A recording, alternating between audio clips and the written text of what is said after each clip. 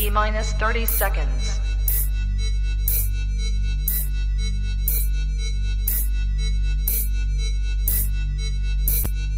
T-minus 20 seconds.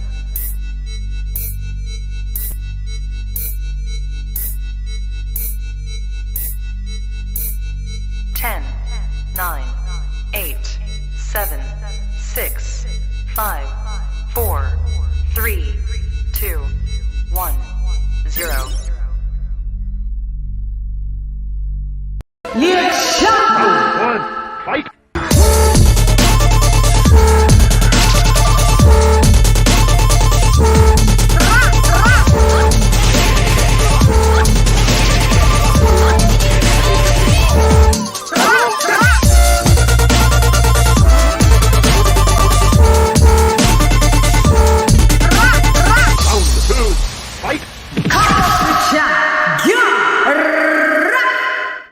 Yo, hey girl, it's LadyChann written nonetheless, and welcome to the weekly wrap-up Shiggity Show.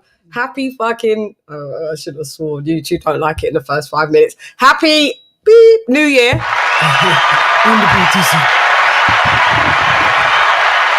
It's a slightly new setup. Yeah, and there's some, some things that we have to adjust, but we're here. Ding, ding, ding, ding, ding. As you can see, I'm with my co-host. Hey, what's going on? He's back again, babes. Back again. Yeah, he's back again. Sugar Shay Mosley is in the building.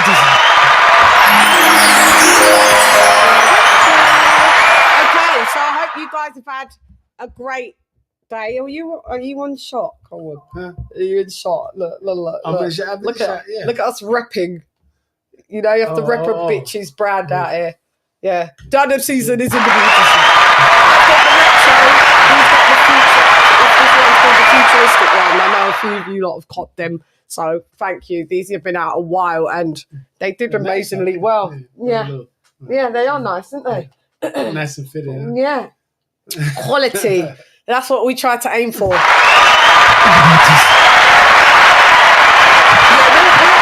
figure out this mic situation. Cause does my mic sound nice? I think it has to. Maybe it's the angle that it goes from there to over here. Yeah, maybe this bit goes. It was over there before, like it'll be like the L shape over there. Yeah, because it was further. It's further. Yeah, I think maybe that's just the issue, and this is quite a heavy mic. Yeah. But it's built for that. But we'll play around after. Yeah.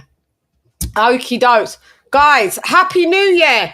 It's 2024. Oh my God, we are on the first weekly wrap-up shiggity show.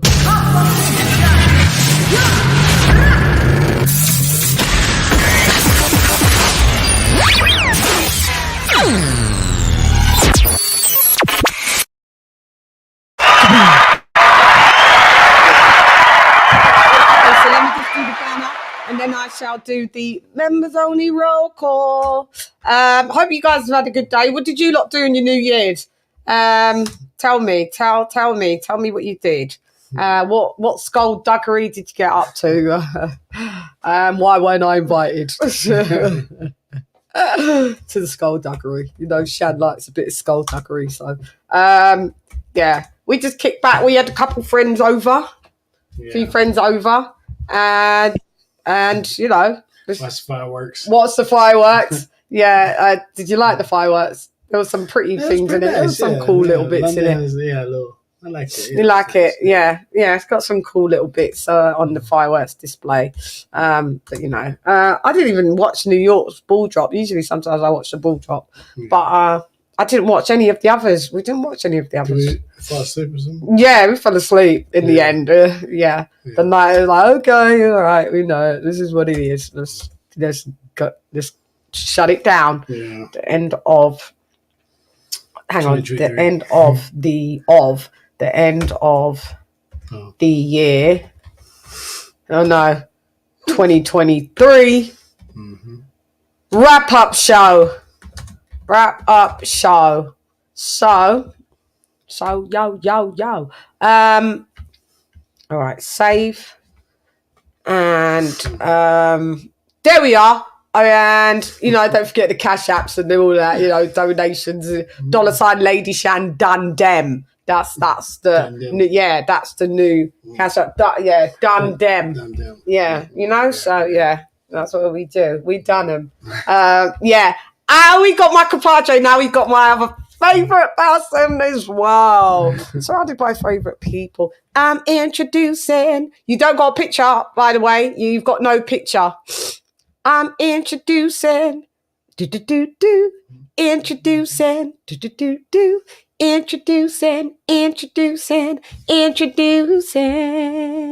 It's AJ all day. It's Alex. Ding, ding, ding, ding, ding.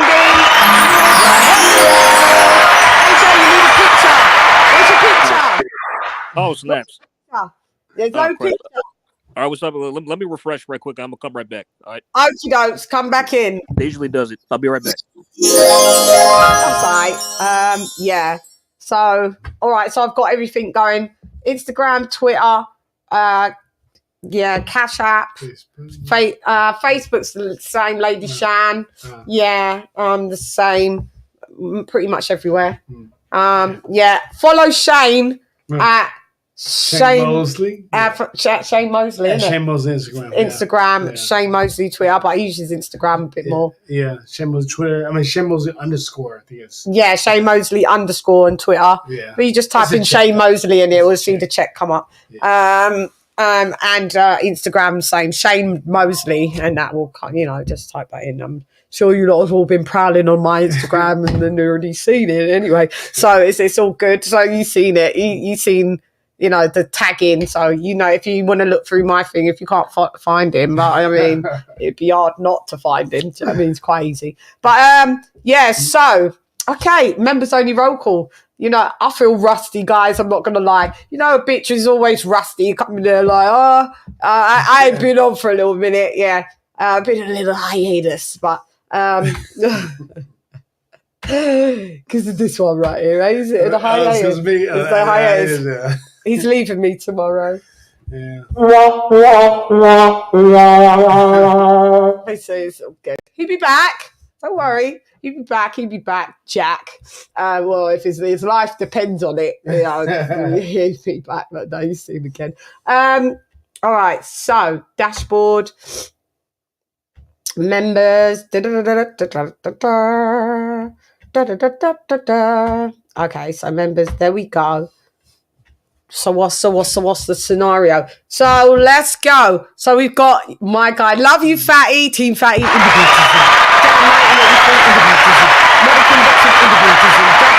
individualism, Donald Barrett's DP, individualism, Stephen T, individualism, Zara K, individualism, my sister the Queen, Lisa Bales, individualism, Mr. Bedford, individualism, retro boxing and documentaries, blood boxing, individualism, individualism, mi hermano, individualism, Harlem's finest, my sister, Artie Lynette, individualism, D-Star Boxing, mi hermano también, individualism, AJLJ, individualism, Charlie, individualism, King TJ, Atlanta, El Primo, in the love difícil, ya tú sabes, but individualism, and last but not least, where is his finest got to be in the Buddhism. Let's go. All right, we bring you back. We're not doing another song. You're here. You're here. Ding, ding, ding, ding, ding. AJ, have you been wearing your Dundem season gear? Because I know you got quite a few bits, didn't you? Yeah, a couple times. I didn't take any photos though. You sent me of it when it was laid out. Yeah, I mean, but I did. I remember that, but I wore it a couple times since then. I have. Yeah. The shop will be opening now for the January sales. Don't worry, I'll hit you lot all with some discount codes. We're gonna have in the Buddhism as well. Like everyone's saying, you've got to have done them season in the Buddhism. So we'll be having all of that added to the new inventory. So can't wait. Anyway, just to remind you at the weekly wrap up, Shiggly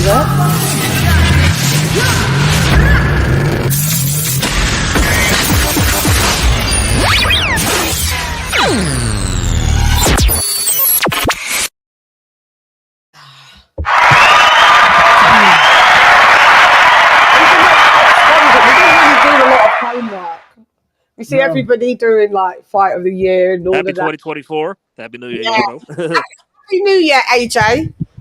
Yeah, you said Happy New Year. Oh, Happy New Year. Happy New Year. Yeah. Happy New Year, Shane. Hope you all had fun. Yeah, Happy New Year, AJ. How did it go? Your New Year's Day.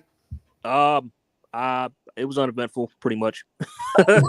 I was up all last night, and I slept most of the day. And I went to work that night. Really, Oh, you went to work that night. Yeah, on New Year's night, yeah. Yeah. So we just had a couple of people over, chilled out, friends over, just chilled out, and that was about New it. Year's is kind of like another day for me now. It is. I mean, it has been for the past few years. Yep. Yeah, Christmas. Yep. It's all this. Yeah, I mean, these birthdays. You know, I mean, birthdays. The month of December just drags. It's just kind of like, all right, everyone starts locking. Like it's like the world starts shutting down. By like when you have your Thanksgiving, everyone's like business starts to slow up. No one wants to pick up the phones because they want to get out of the office quicker. Like everyone's. I'm just like, I'll just hurry up for January already. You know what I mean? Because but hey ho. So all right. So by the way, Chann, can you see my photo or no? Do I have a photo now? Photo. Yes, Okay. indeed. Cool. Yeah, came back up. There you are. You're back. You're in the Disney. So where do I start? Because Chann must have forgot. Because I have forgot. Remember that name? Y'all must have forgot. Y'all must have forgot. Y'all must have forgot. Y'all must have forgot. We got a lot to cover. We've got a lot to cover. Yeah. Oh my God. So there was no boxing at this weekend, but we're gonna cover the travesty of last weekend. I still got to do my Anthony Joshua breakdown, which I will do. But I guess we'll start. Come to do what I do best. That's a site to get the fans what they want to see. At the end of the day, no one wants to see a 12-round fight. It's a whole bunch of heavyweights up here, and we're the hard hitters. And at the end of the day, people have things to do.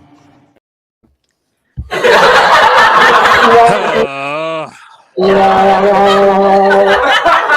right, can I cook for just a minute? I cook for just a minute. All right. First and foremost, I just want to say that I did pick Deontay Wilder to win this fight. I thought it would go like how his fights usually go. He'd get outboxed for a few rounds. He landed the right hand, and this time that didn't happen. But I also thought that this co-main would be the main fight that would be the upset out of the main two. No. But it happened. I mean, credit to Joe Parker, man. He executed a perfect game plan to a T. He came to win. Didn't look like he was trying to lay down or anything like that. And he ripped up the script, man. He fucked up the Joshua Wilder fight. And this just confirmed how, it really just solidified how bad Deontay Wilder really is. I mean, it really did. I mean, I'm sure nobody's gonna disagree except for his hardcore fans or his fanboys. But yeah, I mean, we saw it, Chann. We saw it. Like he had no idea what to do. His feet were a mess. His footwork was a mess. Wasn't throwing any punches. Was cautious. Showed no initiative. No, just determination. It seemed like he was just there to. I mean, did he even try to come to win? That's just my question. I mean, it didn't look like it. That other two looked like Joseph Parker. He's the one who came to win and he won. But Wilder, on the other hand, it's like, nah, man. And just to hear what he's saying now, post-fight, just all the excuses, how, AJ is always happy that I lost, so now that he doesn't have to fight me and all this kind of this guy, man, he needs help. He really does. Man, I mean, and that's pretty much. I could say more. I mean, I could go on, but I'll just leave it there for now. Okay, so I mean, he literally lost every round. It's like we say it's like I thought I was terrified they was gonna rob him. Remember, Chann? That's what I was saying. I thought it was gonna be a robbery, but luckily, thank God, the judges actually did their jobs and weren't on the payroll.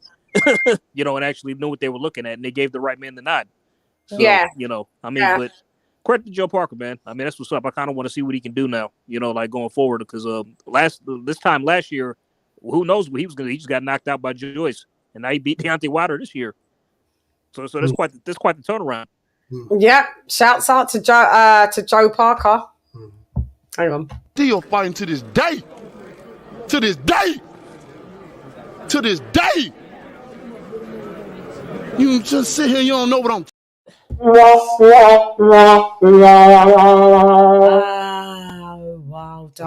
Wilder. Hate it.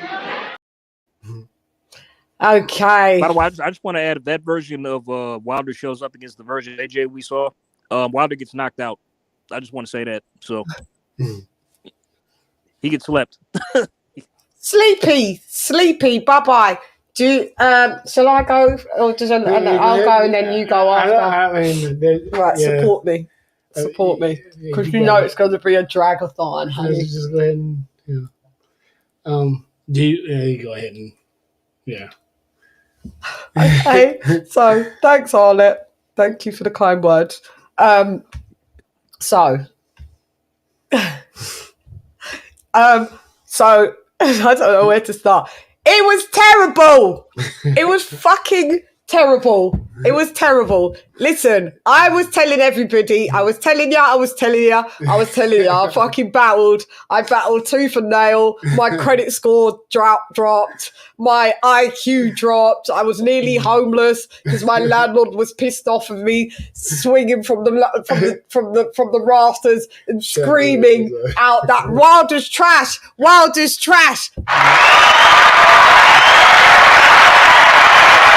No footwork, no fundamentals, nothing. So he goes in there, doesn't know how to box a lick.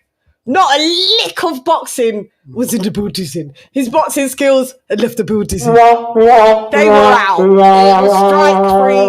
It was like he was playing fucking baseball. He got struck out. It was a strikeout. If he was a surfer, it was a wipeout. I know, but then he got desperate. Then he tried the hammer fist. Remember that? He headlocks, hammer fist. Thought it is. Oh, now he getting desperate now. That's what he. Yeah. Jail Patai would have knocked him out that night.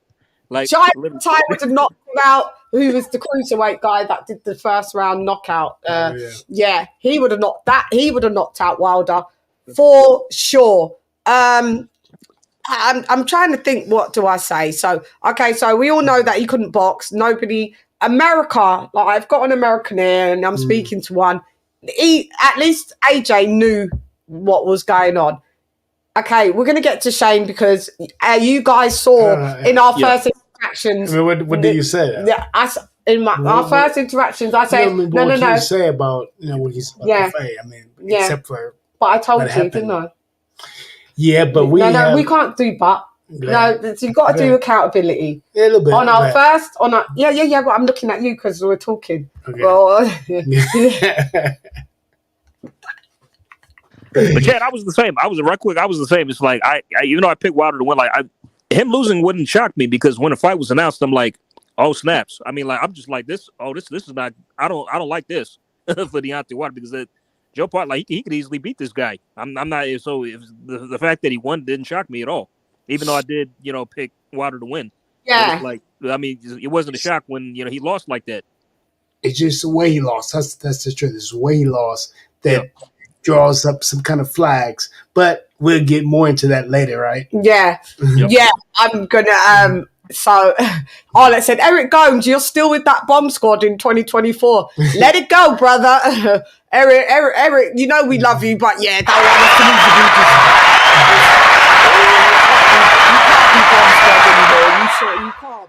You can't be. So what was I going to say about it? So basically, he started doing the hammer punches, the bolo punching, the windmill punching, just anything. It was, it was a travesty. But he got it. Joseph Parker pitched a total shutout. And listen, I picked I was going back and forth. Wilder Parker. I settled with Wilder because I thought in the end, Joseph Parker was going to slow down like he tends to do, flails kind of mid-late rounds and then run out of steam and get whammed. But I did say on my live, when I was calling it live, I don't know really what Deontay Wilder is this, because really I've got nothing to compare him to since his loss from Fury. So we've seen him do 90 seconds in 2 years. He knocked out Hellenius in a round, and honestly, like, you know, if you go back, he was actually doing the same thing. It's just the Hellenius got careless and walked into a counter. That was it. Shot. Walked right into it. Yeah. Yeah, do you understand? So I betted on that, but I just thought if Joseph Parker, maybe I said on the live, you can go back, maybe he has to be really far or really close and smother push Wilder back. So like kind of gauge distance. Yeah, I guess don't be in a straight line and, you know, be trying to attack Wilder coming forward like that, I guess. But, you know, you're either going to... And he did both. He boxed on the outside and he collapsed the pocket, pushed Wilder back. So we saw both of them. So my predictions was right. About the keys to victory, I was right in the booties. Who's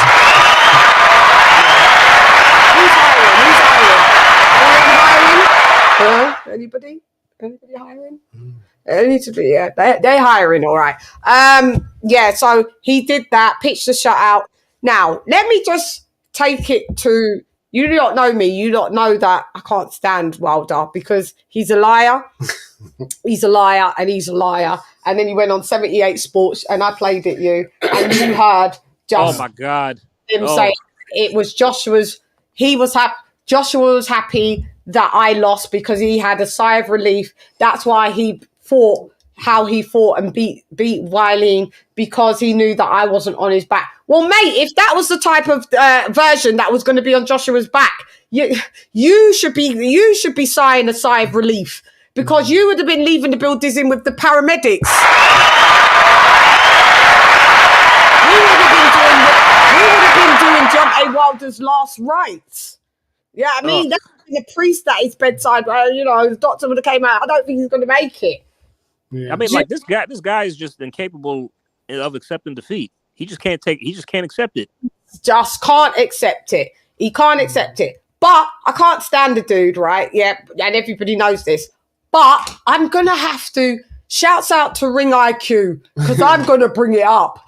We gotta watch this. Jules, let me play this. This is courtesy, because when I saw this yesterday, I was like, that's reminding me, I got to catch up on his vids. I need a crying one. There should be one where it cried, where, you know, I'm going to have to load up some new. I will say, like, the funniest part in the fight when Joe Parker hit. I mean, and also, like, Wilder also said something like, there was a point in the fight where Joseph Parker hit me, and I blanked out. I don't really remember what happened. I zoned out, but he didn't really hurt me or anything like that. I wasn't really hurt. I mean, wait a minute. You just said Joseph Parker both didn't do enough to win. I was like, boy, bye.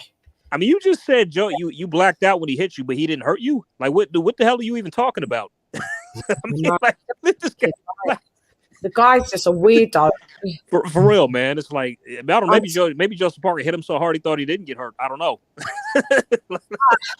mate, I think that's what it was. He was probably numbed. He was probably numbed. Like how he got hit, howling signs to King's promotion. Look, this is cloud. Look at the. Hang on, I'm gonna play this. You. Okay. Man, him and Jarrell Miller embarrassed us. Like, yeah, they embarrassed you.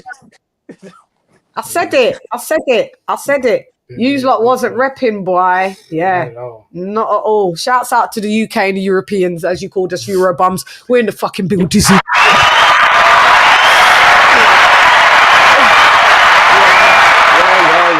I'm going to try and find it. Let me just... Chan's comment by Rachel Chigasi. Shouts out to Rachel. She said, Wilder celebrated AJ losing to Andy Ruiz, and he was happy that Miller lost too. So what the hell is he talking about? Like, AJ's happy. That's true. He did celebrate it when AJ lost way back when. He sure did. Yep, he did. called. He said Joshua was never a true champion, and he had everything handed to him. I remember now. That's exactly what he said. Yeah, it's a lame. Man, what a weird man. The dude is a weirdo. Seriously. I see on this one. Let me get it off my thingamajigs. My because we watched it. Yeah, only watched it yesterday, but it's go through so many different things. Yeah, I said that to Shane. He laughed at Joshua. He went on his live and went. He made fun of him. He was flaunting like he's the one who beat him. Like. He's sad like that. It's such a sad character. I don't like when fighters do that when the rivals or contemporaries lose, then they gloat like they're the ones who did it. Yeah, he's just very unsportsmanlike as well. You don't do things like that. I'm just looking through my history, and then I'll be able to get it, because Jules does churn out quite a lot of material, and we kind of consume a lot. So I'm always surfing around through there. There you are, Mosley. So it was yesterday. Listen, I remember that one. it was this one, isn't it? Yeah, it was this one. It was. Yeah. Yeah. I think so. Yeah, it had to be. Yeah, let me just make sure. Yeah, it was. Okay. Yeah, it was. Yeah. So let me just get it out. Okay, so I remember where it was. It was kind of towards the end. Okay, it has. Yeah. That's the same one we just looked at, no? Is that the same one? Nice or not? Can't be. No. Was it one of his relays that you looking for? Yeah, there it is. I found it. Yeah, I found it.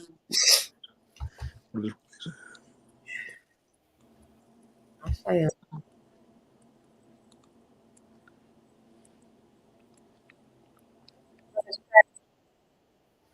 Let me share the screen with Charles and take that off.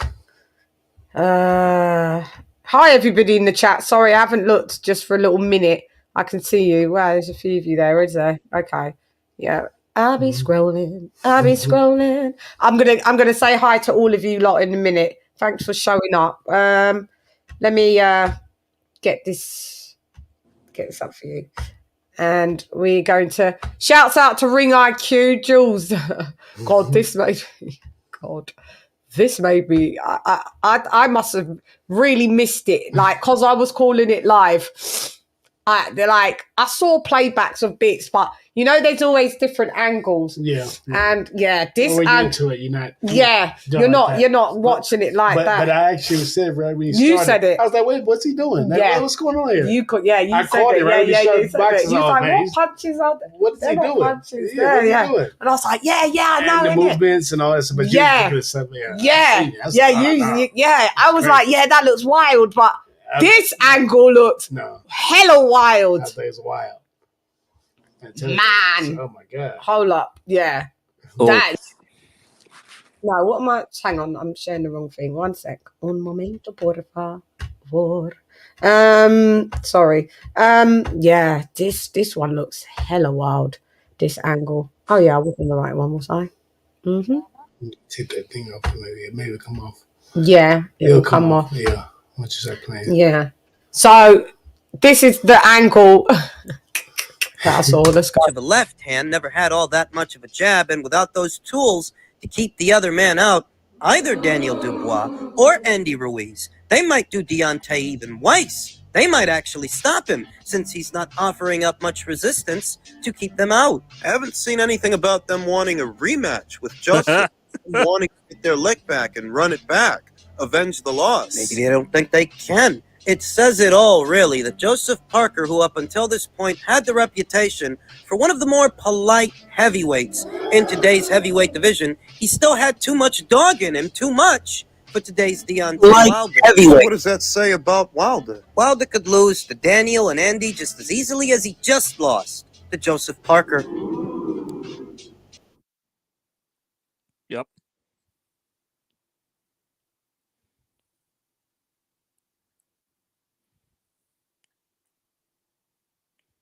all that much of a left hand, never had all that much of a jab, and without those tools to keep the other man out, either Daniel Dubois or Andy Ruiz, they might do Deontay even Weiss. They might actually stop him, since he's not offering up much resistance to keep them out. I haven't seen anything about them wanting a rematch with Joseph, them wanting to get their lick back and run it back, avenge the loss. Maybe they don't think they can. It says it all, really, that Joseph Parker, who up until this point had the reputation for one of the more polite heavyweights in today's heavyweight division, he still had too much dog in him, too much for today's Deontay Wilder. So what does that say about Wilder? Wilder could lose to Daniel and Andy just as easily as he just lost to Joseph Parker.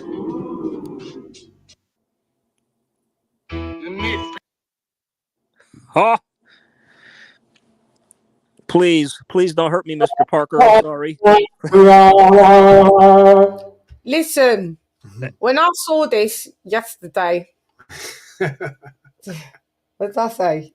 Tell them what I said. No, you said like I forgot. Like they retire. No, they retire. He needs to retire, but there might be something like seriously wrong with him. Meaning, like he might have some kind of brain damage or something going on when he fought Tyson Fury. Yeah. And it's translated into, yeah, it's translated to these fights. So maybe, but go ahead and finish it up. You do it. So when I saw it, I was like, yo, baby, listen, look, come and watch this. Come. I was like this, nah. So I played it, yeah. I said, he needs to retire for real. I said, boxing, you can't play boxing. No. This guy did that was I was gobsmacked.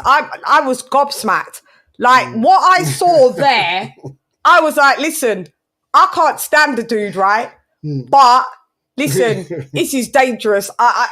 He can't defend himself. He needs to leave because he's gonna kill it. He's gonna get killed because he's got no defense. Like Chann, literally, when he was in that corner, he was like, "Oh, it was kind of like, please don't hurt me, Mr. Parker. I'm sorry." Like, I was just like on a humanitarian level, right? Yeah. I felt bad. I was like, human to human. I can't stand the dude, but human to human, he's got to leave before he gets fucked up. Well, I agree. I mean, like at this point, like who's he gonna beat? Really? I mean. No one. I thought he was. It was odd that Malik Scott named his potential opponents. Like two of them were Usyk and Fury. Well, they're about to fight, so I don't know why you would name them. I mean, they're probably about to be busy for them most of the year because they're probably about to fight once, if not twice. So, come on, Shane. Say. I was just saying, like it's a 50-50 that he'll win or lose, and that's with any fighter because of. But what I saw yesterday, and him throwing punches like he doesn't even know how to fight like a street fighter. I guess it's the hammer fist or whatever. I never did that before in my life, but never in my time, I never even seen that. Yeah, they were the trademark Deontay Wilder slaps. It's not an official punch. Huh? That's not an official punch. He was slapping. He was slapping, not punching. He was slapping. Right. So it's something that's going on with his motor skills that's making him not be able to. I don't know, punch like he used to. I don't know. He's doing something weird, and he's not taking a punch very good either. And he's getting hit by Tony Parker. But we have to see that he was 213, so he is a little bit light for a heavyweight. But why are you 213 or 210 or whatever it is? But what's the fundamentals? Even if you are no fundamentals, his legs. But get back to his leg. Look at his legs. He couldn't even move around the ring when he first started boxing. Get in the ring, it looked like. He was wobbly already before he even got to the ring. So something happened, I think, in the Tyson Fury fight, and he's trying to finagle it and make it seem like he's still the boogeyman, but he's really not the boogeyman. He really can't be hurt. Yeah. I mean, well, for the last two, not that he would have beat Fury anyway, but for the second and the third fight, he was way too heavy. Way too heavy. He put on way too much muscle. He came in on the last one at 240 something. Let me see. The first fight, he was what the hell was he? He was 220. He was in the early 230s, but then for the third fight, he was 238. I think in the third fight it was like 219. The first fight he was light, yeah, he was like the early 210s for the first, but the last two he came in really heavy, and that was a bad idea. It might because his frame isn't designed to carry that much weight. He needs to be light. I mean, Well, you're too light to really Yeah. be boxing these heavy lads with zero fundamentals. true. You're gonna die. I mean, Chann is like, you just worded it brilliantly because it's like, it's amazing that he got away with so much throughout his whole career. I mean, because he didn't take on any top guys. I mean, just imagine if he would have fought all the top guys. You know what I mean? Like, they probably would have wiped the floor with him. Klitschko, he didn't want to fight. Dylan White, he didn't want to fight. Anthony Joshua, he didn't want to fight. Povetkin, he did with all these guys. They would have probably wiped the floor with him had he got in the ring with them. Yeah. Let's have a listen. All right, caller. We got a caller from Atlanta, Georgia. Bars in the beauty. Let's go. Who's this? What up? Who is it? Can y'all hear me? Yeah, I can hear you. What's going on? What up, LadyChann? It's your boy Claymore Rain. Salute, salute, salute. Oh, Claymore! How you doing? How you doing? Hey, Shane. How you doing, brother? Shout out to you, Shane. Yo, bro. It's a pleasure to be speaking to a legend, bro.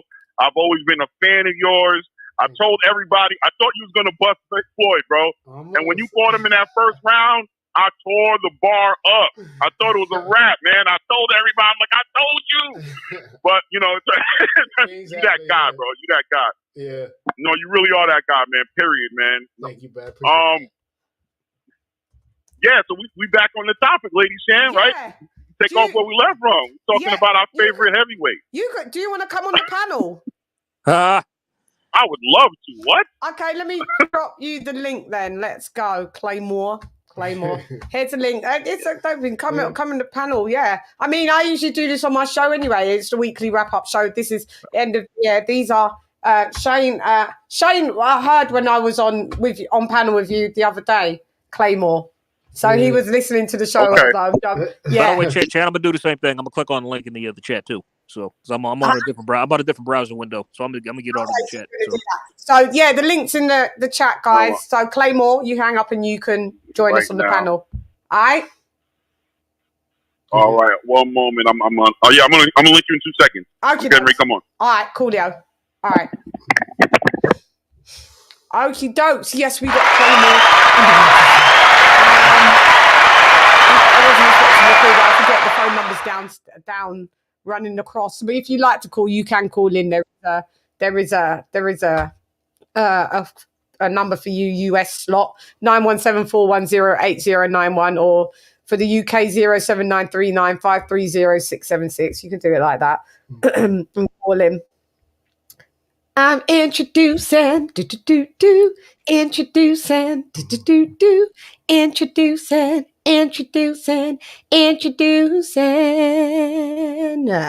It's Claymore Rain. Ding, ding, ding, ding, ding, ding, ding. What's good? How you doing today? What's up? Thank you for joining me. Allow me on the platform, man. Thank you. I appreciate it. We're more than welcome. We've got someone else to come on. I'm introducing, introducing.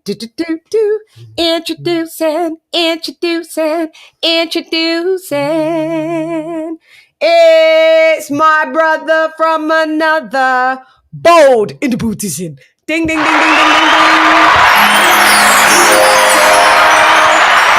ding. Salute. What up, Bob? LadyChann, what's going on? What's going on, panel? Happy New Year to everybody as well. Happy New Year. Happy New Year. Yeah, man. Happy New Year. So yeah, I guess we're gonna kick off where we last was. Claymore was talking about Yeah, just boxing, getting back to boxing, and what separates the I don't want to say casual, right? But the work outside the ring, right? Manifest in the ring, and what's understood doesn't need to be said, because when you get in that ring, we're gonna find out everything we need to know. So you could talk it, you could be quiet, you could carry it however you want to carry it, When that bell goes ding, we're gonna be watching. and what goes on that ring is gonna speak louder than whatever the hell you were saying before. And let me tell you, afterwards, it gets even quieter, bro. We really don't want to hear it at that point. There's only one way to talk to a real boxing fan. After these types of speeches, Claymore, I'm look. do what I do best, you know. That's that site to get the fans what they want to see, you know. At the end of the day, no one wants to see a 12-round fight. It's a whole bunch of heavyweights up here, and we're the hard hitters. And at the end of the day, people have things to do. Dr. Sleep my ass. Dr. Sleep my it's ass. Adorable. It's cute. It's cute. You know what I'm saying? Like, that's what's Claymore, up. Claymore, I got a question for you, my Yes, man. sir. Did you pick Wilder to win? Who was your prediction for that fight? Did you make a prediction? This is what I said before that fight started. I said, listen, Joseph Parker, the skills on paper says that Joseph Parker should win it. But when you have somebody like Deontay Wilder who has that equalizer and that right hand, you can never, ever be shocked at watching him win a fight whenever he decides to win. Can't count him out with that right hand. Yep. Yeah. But I knew if it came down to boxing, I've always said this, right? I've been on other panels where Anthony Joshua and Deontay Wilder comes up in conversations, right? And most people feel like if you hear people today, like Anthony Joshua has no chance against Deontay Wilder, right? And it blows me away. It's just like, how casual of you to sit here and say a unified heavyweight champion, all right? Who's fought a two-time unified heavyweight champion, who has fought the caliber of heavyweights he has fought, has no chance to beat Deontay Wilder. You guys have been like completely imprinted and conditioned, and you're no longer boxing fans. You become fans of boxers, and now you can't even see clearly. You're delusional. The man has no boxing skills that he's shown you guys to say that he can outbox anybody. And Anthony Joshua might have his little mental thing that's going on right now to where he might have some confidence issues that he's trying to work on. It looks like he's gotten past that in his last fight, but you know, time will tell the story better than any of us in this room could tell the story. But for you guys to believe that this guy is like, I've heard people bring him up in conversations with George Foreman. I've heard people bring him up in conversation with like boxers that I'm like, where do you guys coming up with this? Why in the world can't he be beat? If you take away that right hand and you force that man to get into a boxing match, he's going to lose 10 out of 10 times, in my opinion. What Joseph Parker did to Deontay Wilder wasn't amazing. It was boxing. Deontay Wilder has never fought anybody in the top 5 of the heavyweight division for you guys to stand on your soapboxes and say that nobody can't beat this man. And the top 5 people he fought, which is Tyson Fury, Joseph Parker, and I'll give him Luis Ortiz, even though he was old, and we don't even know how old he is because you know how Cuba does it. So we don't know how old that man was in the ring. We don't know how old he was when he got in the ring with him, but all 3 of those guys gave him all that he could handle. They gave him all that he can handle. He made it out of the Luis Ortiz fight, and he got spanked with Tyson Fury. And then Joseph Parker, I mean, who's he going to fight next? Who do you guys have him fighting next at this point? I have no idea. I mean, but Clarence, I was saying, like, I don't know if you heard me. I was saying at the guys he deliberately avoided, that would be Dylan White, Klitschko, Joshua. They all would have beaten him, in my opinion, way back then, after he became champ. Like, they all would have had a good chance. I mean, Klitschko definitely, Joshua definitely, and Dylan White, that's more of a 50-50. But back when he was, like, at his peak and was on his mad winning streak, he had a good shot.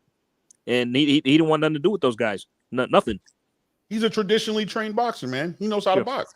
He knows how to box, and he can knock you out. And here's another fun fact. Anthony Joshua has the second highest knockout ratio in the heavyweight division behind Deontay Wilder. So in what world does that man not have the ability to knock Deontay Wilder out? As AJ was said, hello. Yeah. Hello. Right? Yep.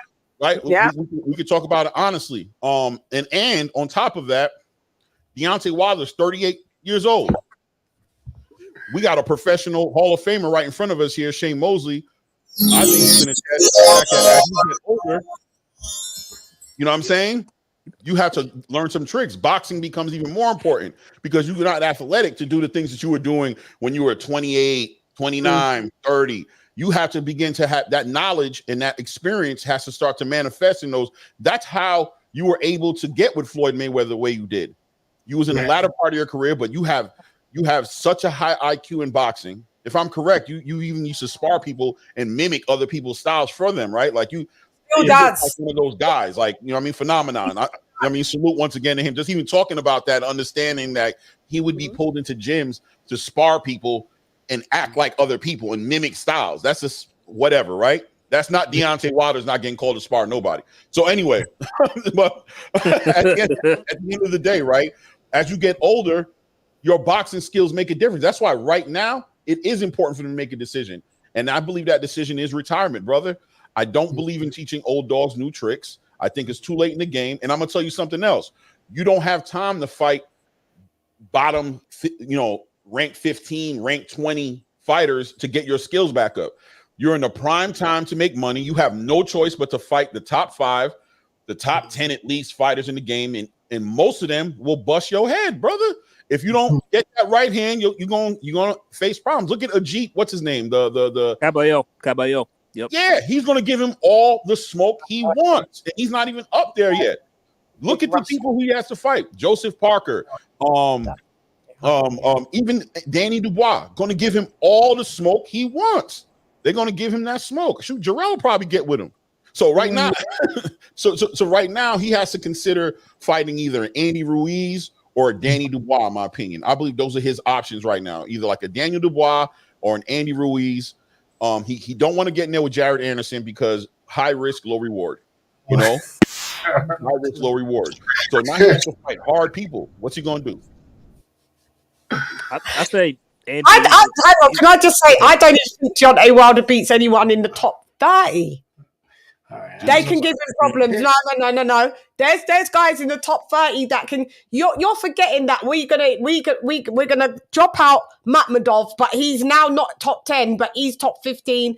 And then you've got people that are. Daniel Dubois wasn't always a top 10 heavyweight or top 15. He was ranked in the bottom end of 15 to 20. So listen, Wilder's levels is about in the 30s, the 20s to 30s. He's a C minus D plus fighter, and that's he got a hard right hand, and if he doesn't figure out how to bring that back, bring that heat back on that right hand, and make it, that jab, that 1-2, 1-1-2 move, 1-2, 1-1-2 until it lands. You know what I'm saying? If he's not willing to do that, and he's become this guy who's going to be hopping around the ring and doing the Muhammad Ali shuffle and bouncing off the rope. I love that one, right? That whole bouncing, hanging back on the rope, about to flip out the ring. Like, listen, brother, you're going to get memed if you don't. What was funny about the fight? I rewatched it the other night, and he actually did land the right on Joe Parker, but it didn't bother him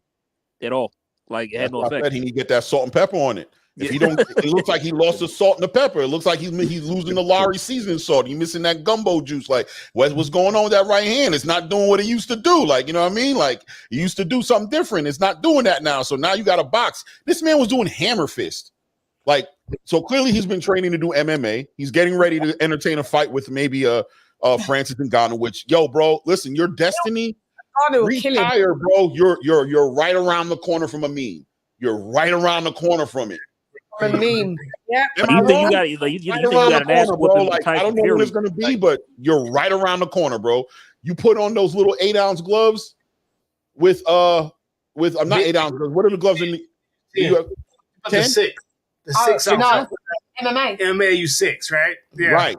You put them 6-ounce gloves on Francis Ngannou, bro. You thought you got an ass whooping from Tyson Fury. Wait till Francis if you get there with him in the cage. Francis is out there. He's a highlight reel. You better watch out his knockouts with those little gloves. And you get in the ring with a Anthony Joshua, who's even more confident now because of the performance he had, because of the performance you had. It would be dire. It would be dire if he gets in with an Anthony Joshua. That's going to be.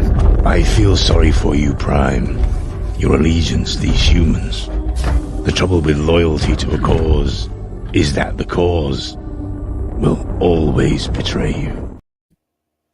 Talk about it. Fatality.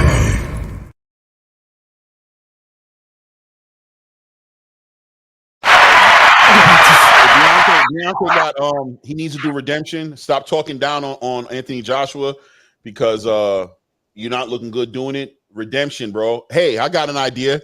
Get that boy some running shoes and somebody send that boy around the block 3 or 4 times. Can you do 3 or 4 times around the block at least? Can you do 3 or 4? Because I know Shane was running. I know Shane running like 7, 10 miles, 5 miles. You know what I mean? That's nothing for shit. That was younger. Yeah. Yeah, when we were younger. But I'm saying there was no not running, right? Like road work wasn't.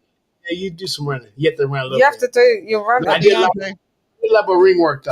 I jumped in the ring like 20 rounds, 20, 25, 30 rounds. I jumped around the ring. So sit on my legs, sit on my feet. Yeah, that was my thing. I'm down with that. I'm down with that too. Let do 25, 30 rounds, Deontay.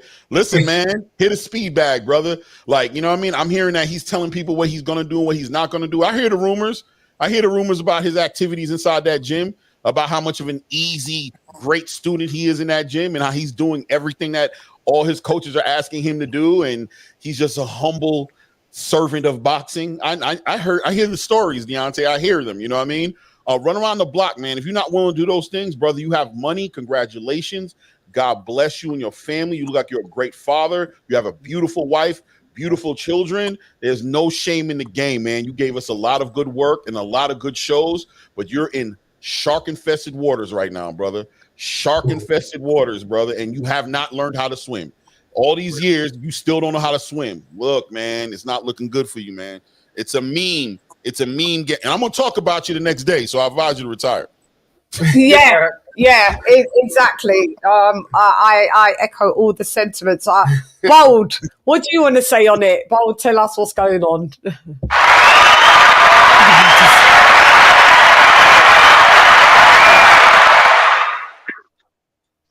Bold. Yeah. Hey, thanks for having me on. It's all good. The one thing is with Deontay Wilder, you know, he got rid of the one fundamental after he fired his coach and whatnot, because Mark Breland taught him that jab and shit. And ever since Mark Breland left, that jab left. And basically they try to turn Deontay Wilder into something that he's not, you know, like an actual boxer. This is something he should have really learned over the years while he was in, you know, getting his whole bunch of tune-up fights and stuff like that. And but he went out with the wrong game plan against Joseph Parker, and Joseph Parker you know, beat him. And another thing, Deontay Wilder, he forgot to bring the shield into the ring because he didn't try to die on that shield. He just decided to get beat up for 12 rounds, even though he said he's not here for a 12-round fight. So I don't really know what else to say about what do you say, Dr. Sleep, right? Dr. Sleep? Yeah, Dr. Sleep. Yeah, exactly. Call me NyQuil. Exactly. Yeah, he Call you NyQuil. That fight was so boring. You did nothing. We fell asleep. Yeah, he put the crowd to sleep. I'll tell you that much.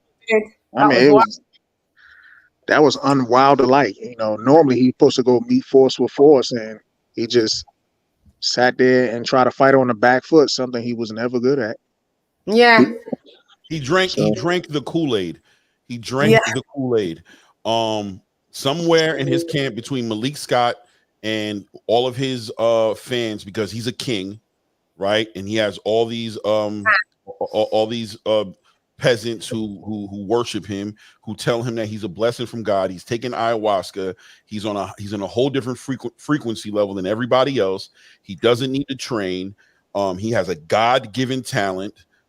He's walking around Saudi Arabia, driving around in Phantoms, walking around in his own custom clothes, looking like a sultan, walking all through the city streets, being praised by everybody, gold in his mouth, gold on his neck, pretty as he want to be with his wife. Beef now.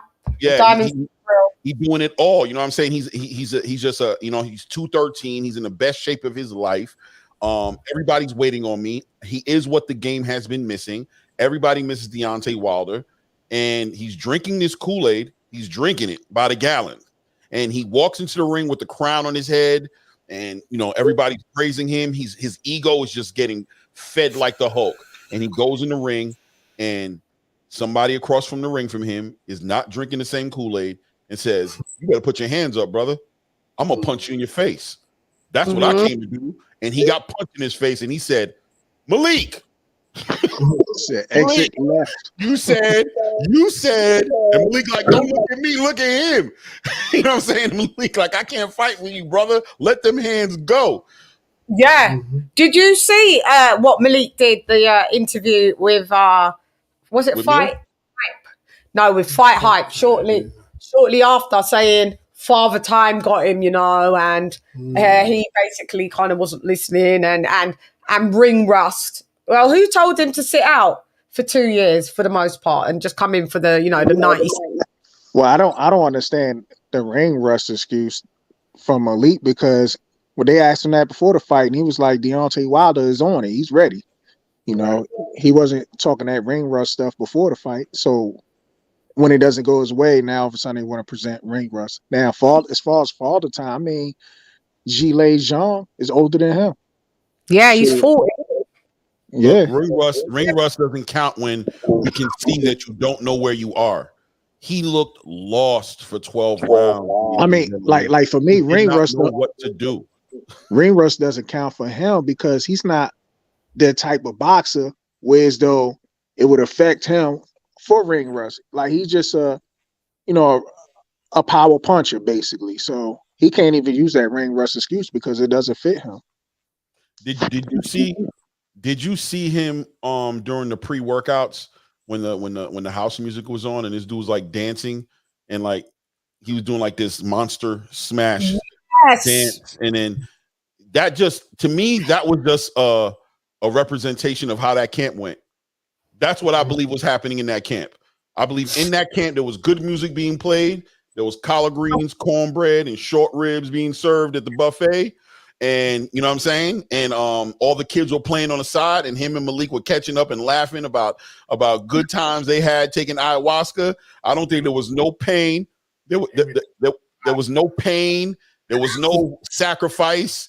There was no blood and sweat in that gym. That's not what was happening. What was happening there is what we saw in that picture. Doom, doom, doom, doom, doom. That's what was happening. All right. There might have even been a disco ball in there too. I could picture. I think. I don't know. Alleged. I don't know. I think there was a disco ball in there. I think so. I'm going. The workout was it just looked like we're just happy to be here. We're getting the bag. Let's show out and entertain the Saudis. I'm shaking, shocking, and jiving. It just looked so embarrassing. I said it. The Saudis not going to bring you back after that performance. They said that the fight's off. Eddie Hearn said, "Listen, that fight has left the booties in." The Saudis that were putting up the money for that, which is Al Shirky Al Sheikh Turkey, whatever he said. Get the fuck out of here, man! It's my night. Yeah, they hated it. Hated it. I don't need to save money. I want to put on good fights. So that was a good fight for DAZN. So I'm disappointed. But what is the point in signing up?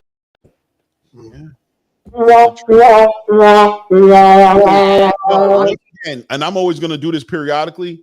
Periodically, I'm going to say this. God bless you, Deontay. We love you. This is not hate, brother. It looks like hate because it's funny and it's jokes. But we also understand, I understand what you did this for. You had a daughter who had issues that you wanted to get in front of.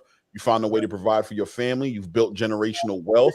We appreciate everything you've done in boxing up to this point, but we have to be honest and hold you accountable to what happened December 23rd inside of Saudi Arabia, inside that squared circle. What we saw happening in there, there's accountability, brother. You know what I mean? I'm sure we're not even moving the needle over there.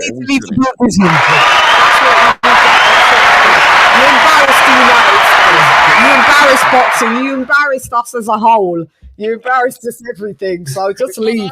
You was very admirable and really nice there, Claymore. I get the fuck out for your own life safety. I worry from human to human level for you. I'm scared. I'm afraid. LadyChann said, "We gonna tell the truth." No, we gonna tell the truth. God bless him, but we gonna talk the truth. He's telling the truth. And I agree, but we're here to tell the truth. Colonel Jessup, did you order the code red? You don't have to answer that question. I'll answer the question. You want answers? I think I'm entitled. You want answers? I want the truth! You can't handle the truth. The truth is in the What is it, Lady Chann? That being said, that's all I'll say. That being said. Thanks for the multiple right hands, landing on bums and that. It was entertaining while it lasted. But I mean, like I said, he's just going to rack up losses after losses going forward now because he's going to be trapped into fighting top quality opponents. And he ain't going to beat a lot of them cats. I'm not going to lie. A lot of them cats, some of them are like really big hitters. And he's lucky that Joseph Parker is an accumulative hit puncher, because if that was an Anthony Joshua, Martin Bacoli, or even Hergovich would have did it to him. Hergovich would have he would have been laid out. So he needs to count his. I ain't gonna lie. I still want to see him and Joshua fight, just because, to me, that fight still needs to happen at the end of the day. So because they're gonna make excuses if the fight doesn't happen. It doesn't. You know why? Because why is he deserving of? You're supposed to do what you were supposed to do for your end of the bargain. You didn't do it. Why are we rewarding bad behavior? You didn't do what you did. Then you went on the other channels and lied and said Joshua was happy that he lost his fight, so he didn't have to fight me. Well, fuck out of here, because you thought you put your hand up because you thought you was getting a gifted decision. Oh, that's God. what was happening. That's why you had the gall, the cheek, the audacity to put up your hand and then say, I didn't think he did enough to win the fight. What, nigga? Where is it? Let me play it. Nigga, where are you? Let me play it. I gotta play it. Shouts out to Diesel, because this guy is just deluded. These are the queens, but this is going to be split. These are the queens, but this is going to be split. You gotta get the audacity girl. I don't know whatever happened to her, the African girl. She's like, it's the audacity for me. That, you know what I'm talking about? The one who's always eating the chips. She had the glasses on. Oh, you gotta find. And she's on Instagram, and she's like, she's like, it's the audacity for me. And she laughs like that. Yeah, I put her on Instagram. Shouts out to her. She's hilarious. Let me do the super chat. Let's do this super chat from mi hermano. Let's go.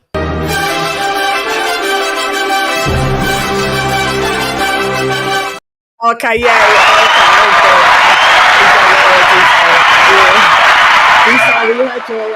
I don't know if you want to touch this topic.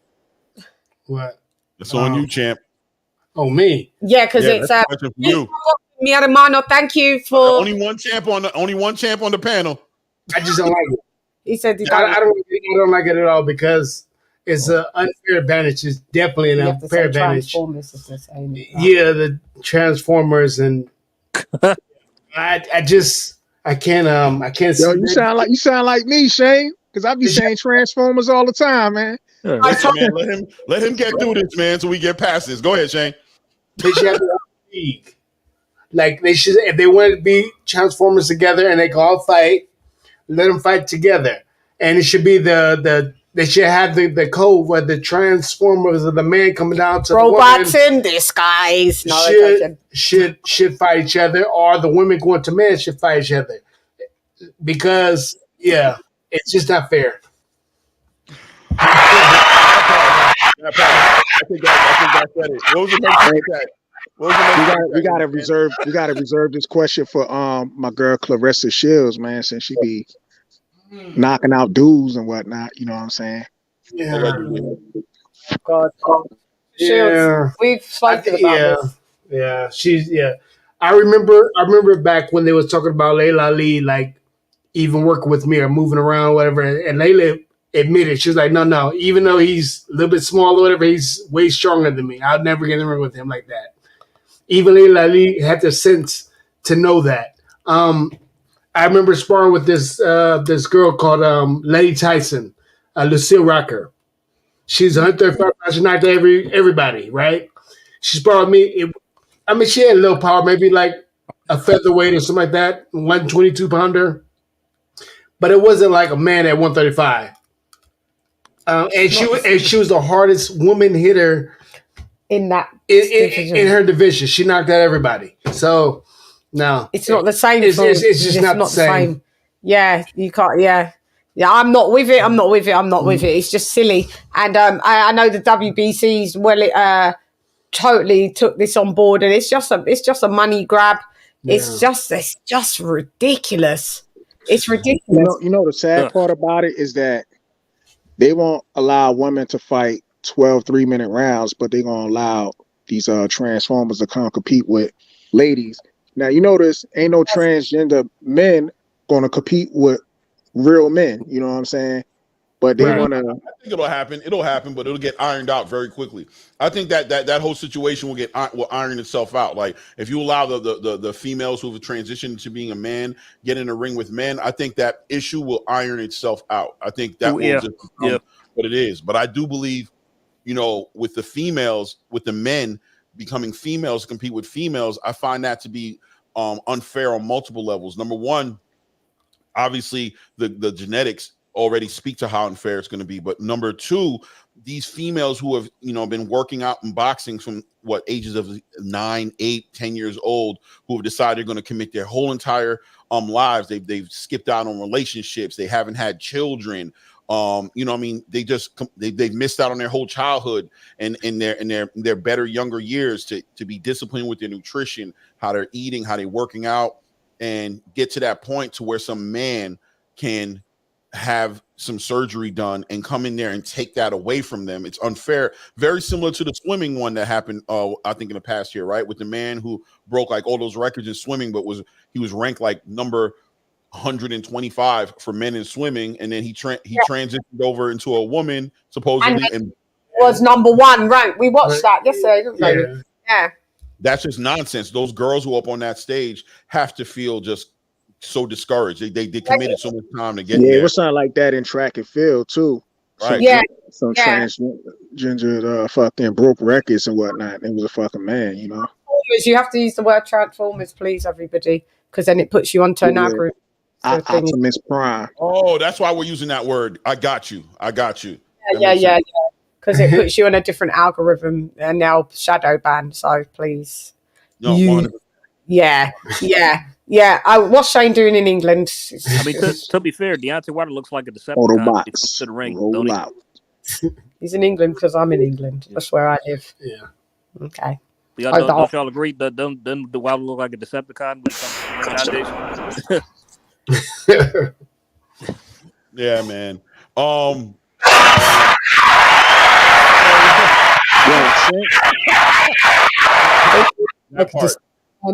Since they, WBC trying to use this as a money grab, I should start an organization in this particular instance and make a domestic violence belt, because that's particularly what it is.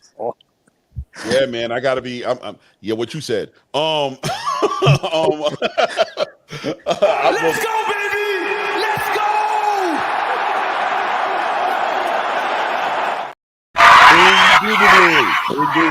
Yeah, they tried to. Y'all remember they tried to cash in on the Black Lives Matter movement and the Roy Jones Tyson exhibition. Mm-hmm. Yeah, the one that got a Black Lives Matter belt or something. I'm like, what the?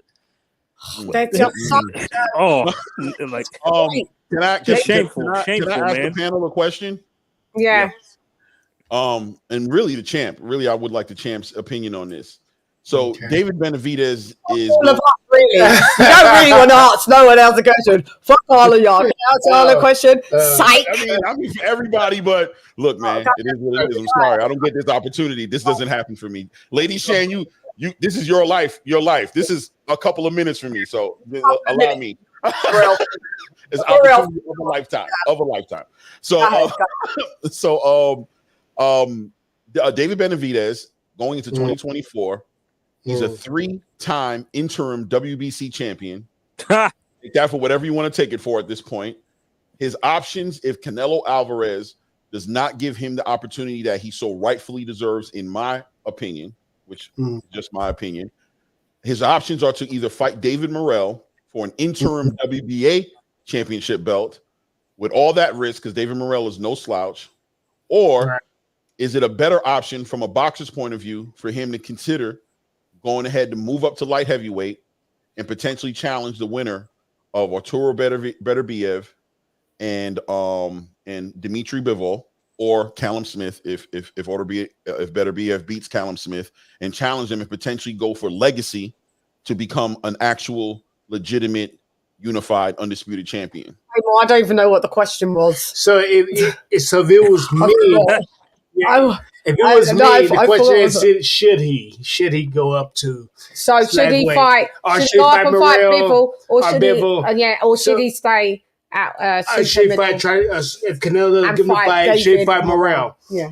If it was me, I'm not sure like how he would do it, but if it was me, I would stay down to fight Morrell because I don't want to hear anybody saying that I'm not the best. So I would go and fight Morrell if I couldn't fight Canelo first. And then if he didn't fight me, then I would go up to light heavyweight and be like a flex, like, you didn't want to fight me anyway because I was trying to fight you all this time and you're not trying to fight me. So I'm going to light heavyweight. So now if we fight, it's going to be a light heavyweight for my belt because I'm going to have all the belts. I'm going to go fight Bivol. I'm going to go fight whatever the other guy is. Better be up all these other guys. So if Canelo don't take this fight now, then it's kind of like, yeah, you're ducking me. You're really ducking me now. So I'm gonna go ahead and fight Morrell, and then after I fight Morrell, then I'll go to light heavyweight, and the people will know that. Okay, that's fair. That's fair. Yeah.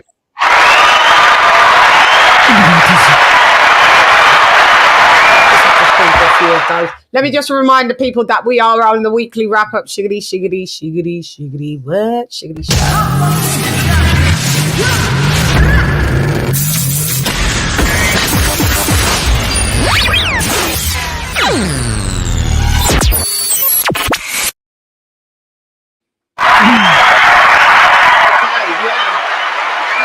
Anybody's got thoughts on what Shane said on that? No, that sounds like a viable plan. I want to see him fight Benavidez, though. I really would just take care of that.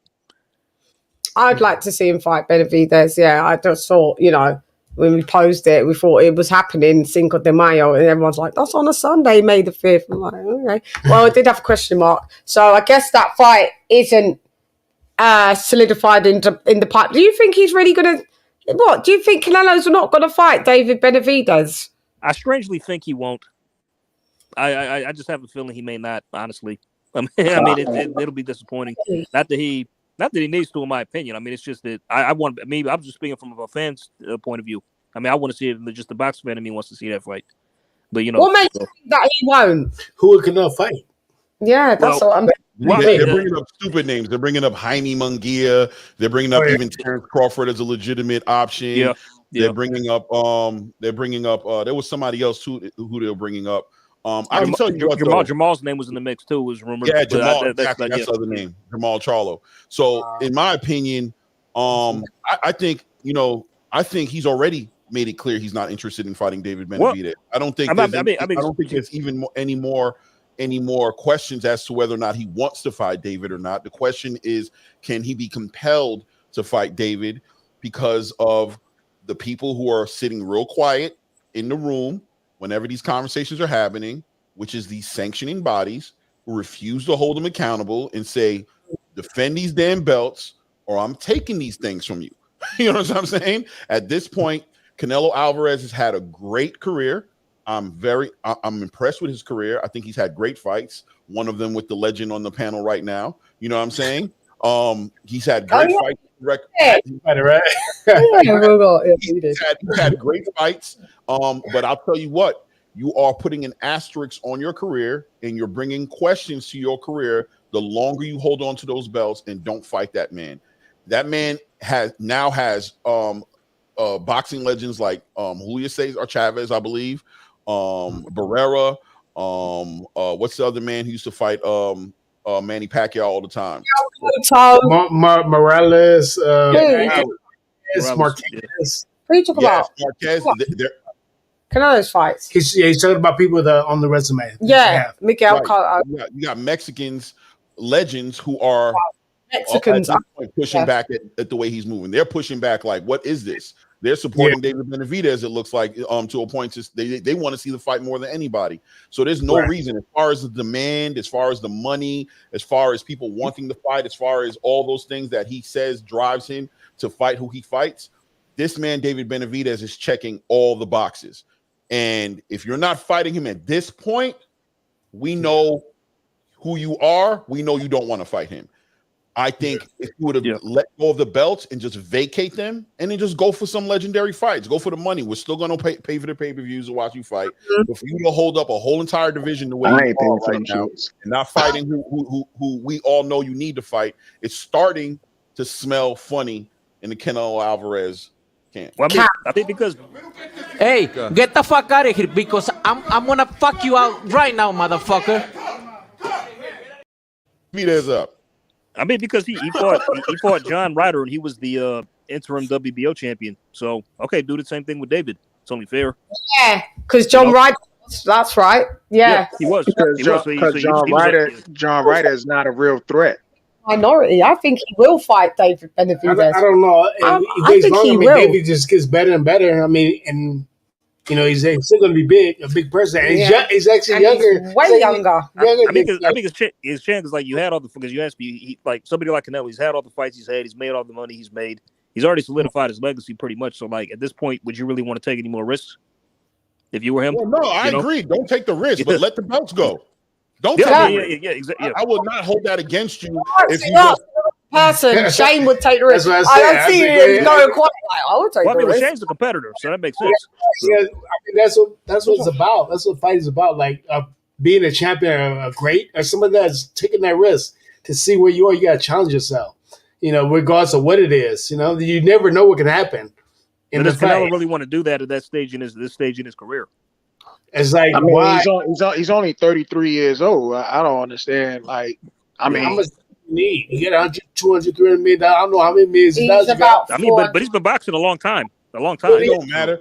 But a lot of he been boxing professionally a long time. But there are a lot of boxers who've been boxing at a younger age. They just couldn't go professional, but they have a lot of amateur stuff, wear and tear on the body while they were kids, and then they finally stepped in. And they got the amateurs, the Olympics. Some just what I'm saying. That's a lot of wear and tear on their body. It just don't show up in a professional record. So like myself, I think Shane Mosley is coming from a different era of boxing.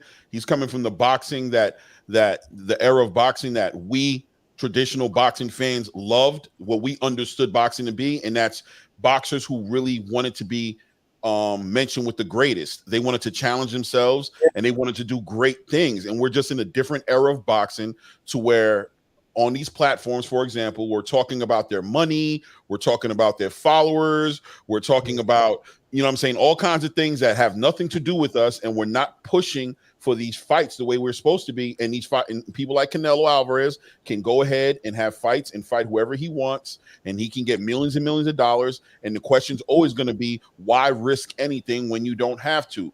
Gervonta Tank Davis is suffering.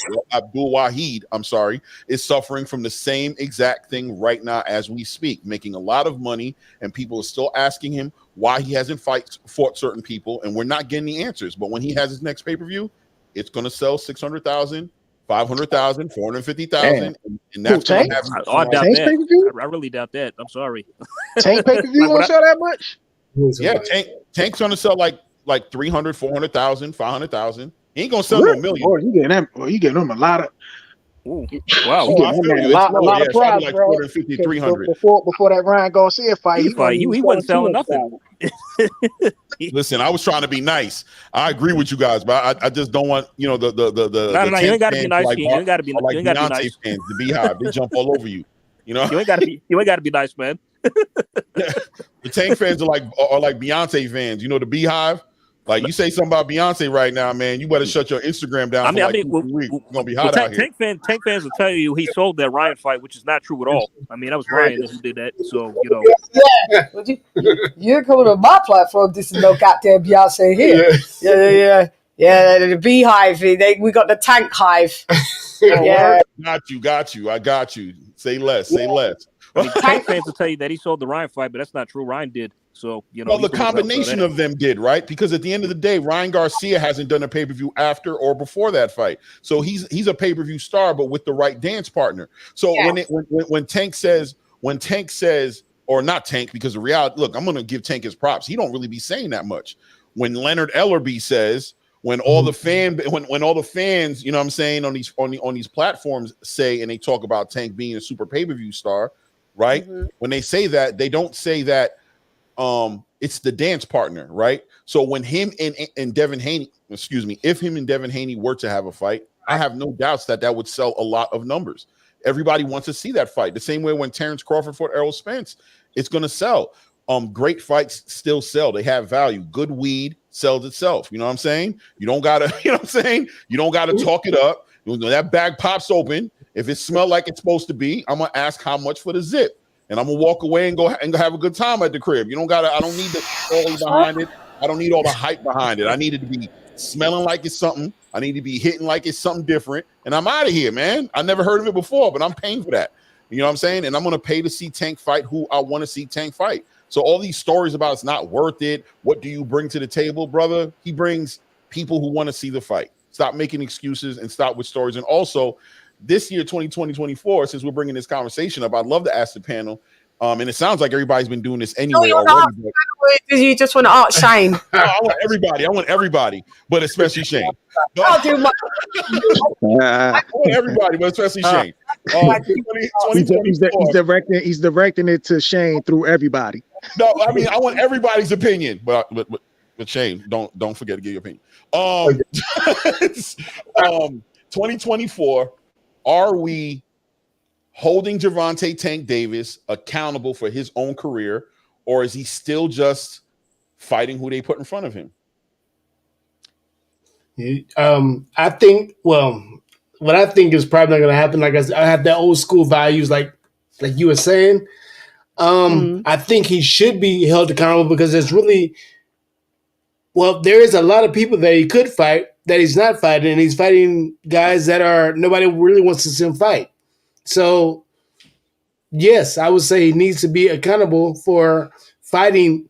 I mean, at least one of those guys. I don't know somebody. He's around 35, 40. I mean, it's not that far. He fought 40 before, didn't he? Yeah. Yeah, So and he stopped the 40-pounder, who is now. Stopped. Yeah, he also put a 120-pounder is now. You tell him, both. We see interim welterweight champion of the world who just put a beating on Ugas. So he beat a top guy at 140 and stopped him. So yeah, he's definitely. I mean, they can't. Leonard Ellaby or whoever his team is that is trying to like just. I don't know how they milk the money and try to milk the money, but milking the money is fighting the right people to have a good dance partner, which can make money. If you keep doing that, then people are not going to want to watch you and want to see the good fights like Haney's trying to do. He's trying to fight all the great fights, and that's why he has, his numbers like they are. The pay-per-view numbers is because he's actually going out there and trying to be great. Even though he's making money too, but he's trying to be the best fighter. And making good money on good money on the flip side. Mm-hmm. So, yeah. Hats out to him, Yeah, I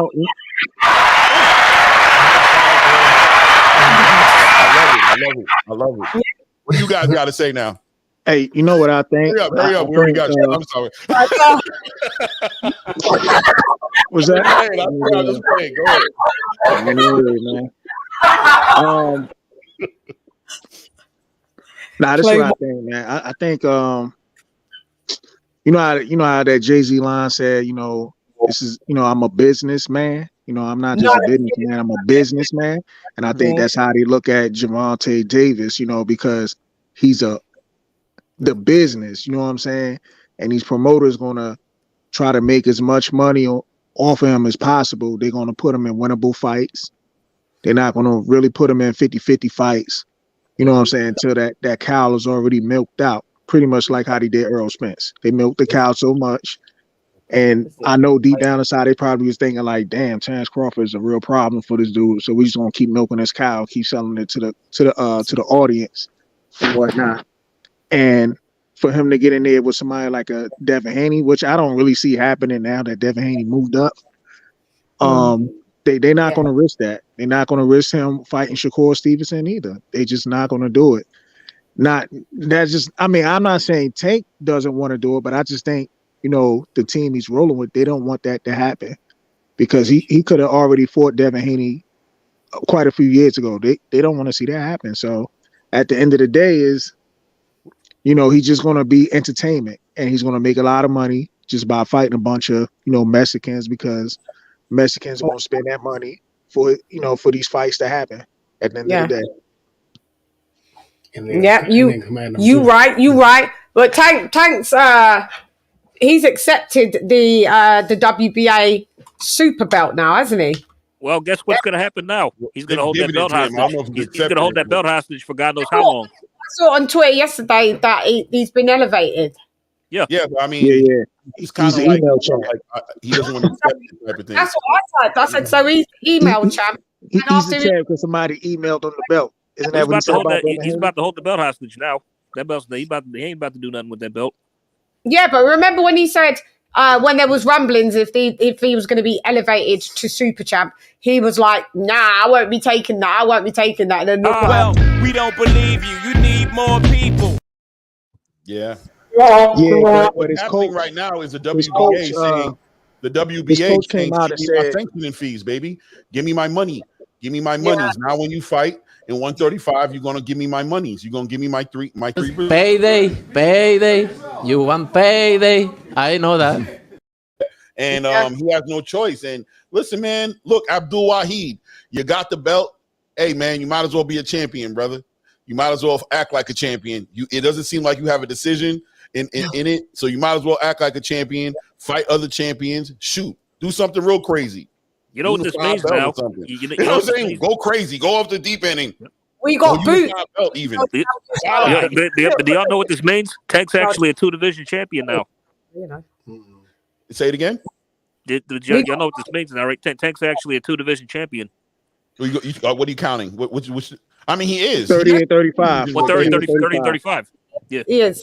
He was at 126 too, wasn't he? No, not featherweight. No, just 130. 130, 135, one. Okay. Both. Yeah. He had a Reggie belt at 140, so that didn't count. Yeah. And then he just got elevated from his Reggie belt. Bev's one. Can we answer Bev's question? What's y'all's thoughts on Ben Davis as a trainer? I mean, I'm not really. I just didn't really care about his training thingy. I don't really. Okay. I knew he was more of a defensively sound trainer, like what he did with Tyson Fury and when he did Wilder Fury 1. He fought at 125. Oh, did he? 126, yeah. What, amateurs or in the pros? No, professional. Who? Tank. I don't think he was ever a champion though. He wasn't. Yeah, he wasn't a champion at 126 though.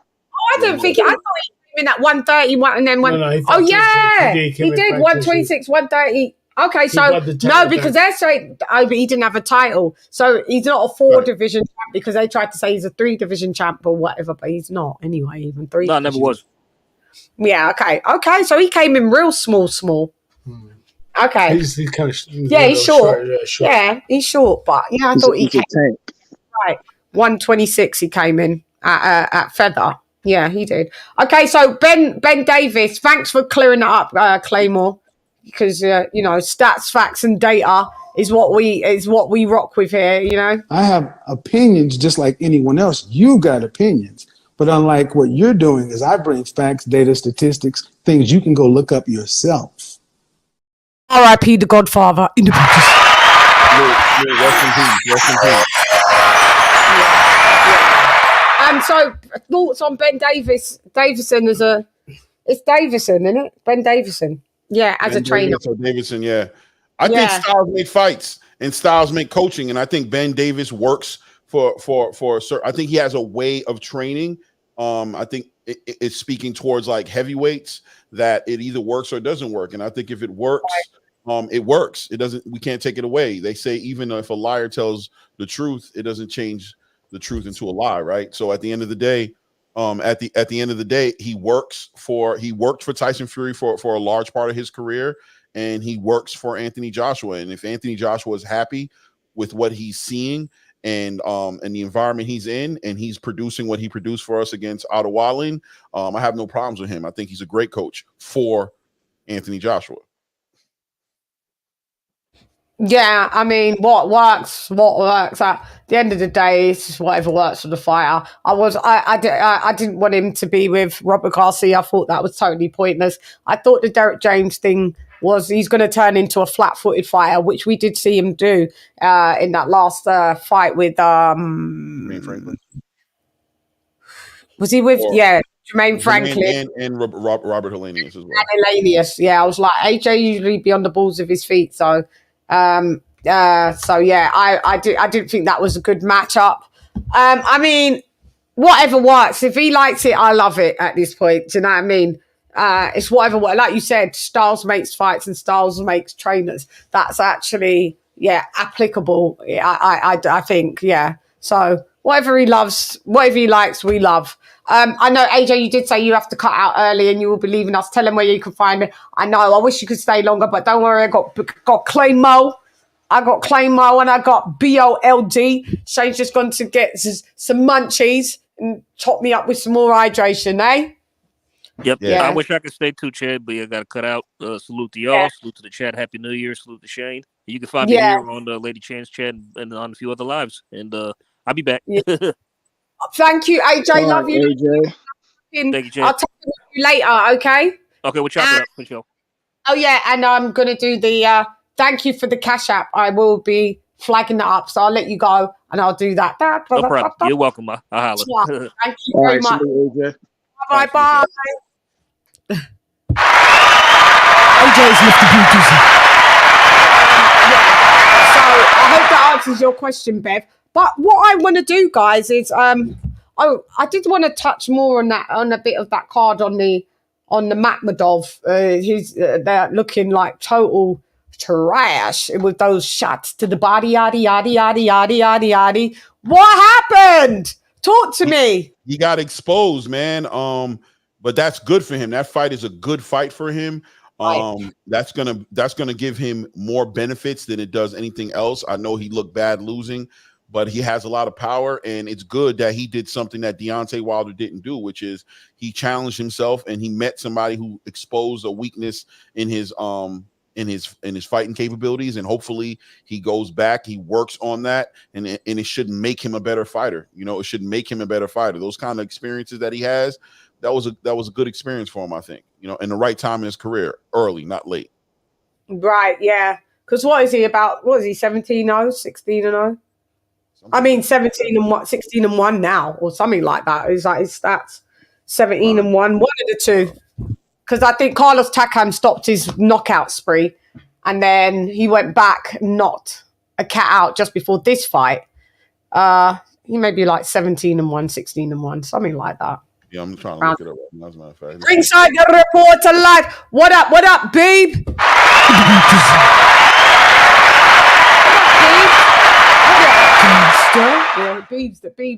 Beeb's my guy. Beeb, if you're about, the link's in the chat as well. You know, you can come on and say what up, Joe. Wilder's I was just looking at 18-1. Yep. Was he? 18-1. Daniel Agnew put 18-1, 17 KOs. Oh, okay. Yeah. So yeah. I mean, it's the time to probably learn, but yeah, I thought it's a couple more fights than I thought he already had. I mean, he's going to have to tighten up that body. You're a big lad. People's going to be targeting that. Looks like that's your Achilles heel. Like, that's going to be the go-to. That's what people are going to try from now on. It definitely looked like an Achilles heel. It looked like, he doesn't like that very much. Yeah. That ended him very quickly. Like, very quickly, he started to react to them body shots. It was like, oh, already? Like he just like collapsed. Like, I was like, for a big lad, he's mad tender. Like, you remember Mike Tyson Punch Out, the video game? Yes. And I'm trying to remember, was it King Hippo? Who was it who had the sensitive stomach? And it was like he's all powerful. And all of a sudden, you hit him in the stomach, and this dude's like, oh, it's like, knock a man up. Yeah, he looked like he wanted to take a dump. Like he sat down. He got sat on his pockets. For real. Yeah, Mike Punch Out. That's what it reminds me. King Hippo used to hit him in the stomach. His trunks would drop, and he keep trying to pick him up. It looked like Magomedov was trying to keep his trunks up, man. Those are the good old days. That game would be like sexually inappropriate, they would say now. Right. Oh, trunks all down. You know what I mean? Like, back in them days, we was allowed to get away with anything. Salute and Happy New Year, Lady Chann, legendary Sugar Shane, Mosley, and chat. Happy New Year to you, and just remember, I have 2 N's in my motherfucking name.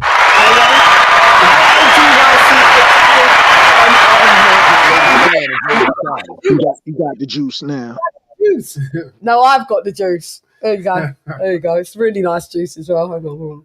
What's a little lemon pineapple juice? What's that? Lemon was It's that one you like. Ginger, it's ginger, lemon, apple. and apple. That's it. Oh yeah. Ginger, lemon, and apple. It's really nice. It's so dope. But I have to water it down. I used to put a bit of water in it because it's still quite, the sugars in the fruit. It's still quite and that sweet. ginger So I probably a little spicy. and the ginger's nice and spicy, but it cleans out all your system, and it's a really nice drink. Oh yeah, we've got Champ Ross in the baptism. Guys, if you also Champ Ross has got an amazing fantasy boxing predictions league, right? And if you would like to join his prediction league, definitely reach out. Champ Ross, if you leave your email where they can contact you and join the prediction league. You know what? Is it something, Claymore, that you'd be interested in? What? Doing a prediction league, because there's like, I don't know, you may already be in it. There's like 70, 80 content creators and different people in this sphere that are run on this prediction league. So Champ Ross is a guy, he gives you fight cards every week and you predict, you win money, you win belts, stuff like that. So when the next season kicks in, I think the new Champ Ross, let me know when the new season kicks in. Put it all in the chat. I've got bragging rights on this, Claymore. I come in at number 9 a few seasons back. Top 10 in the Buddhism. There we go. 70 odd people. Yeah. Let's get it. Does this.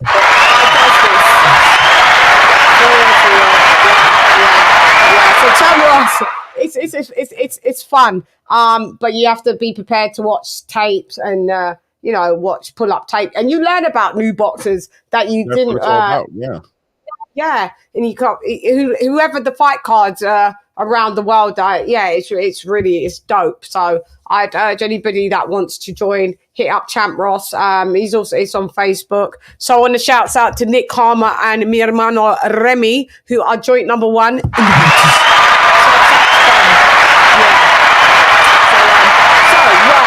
So I want to talk about this. So we want to kind of do a rundown of, I want to get you lots, fights of the year. Oh God, everybody's on here. Okay. AJ. So we want to do it as a collective. Okie dokes. Categories. So fighter of the year.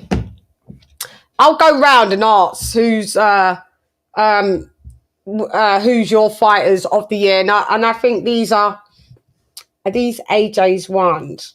Yeah, I think so. Yeah, okay. So fighters of the year. You want to do it so we can break it down, and let me just break it up, and we'll get to round 1. Fight. Where are you? Let's go. Let's do a little logo glitch. Let's go.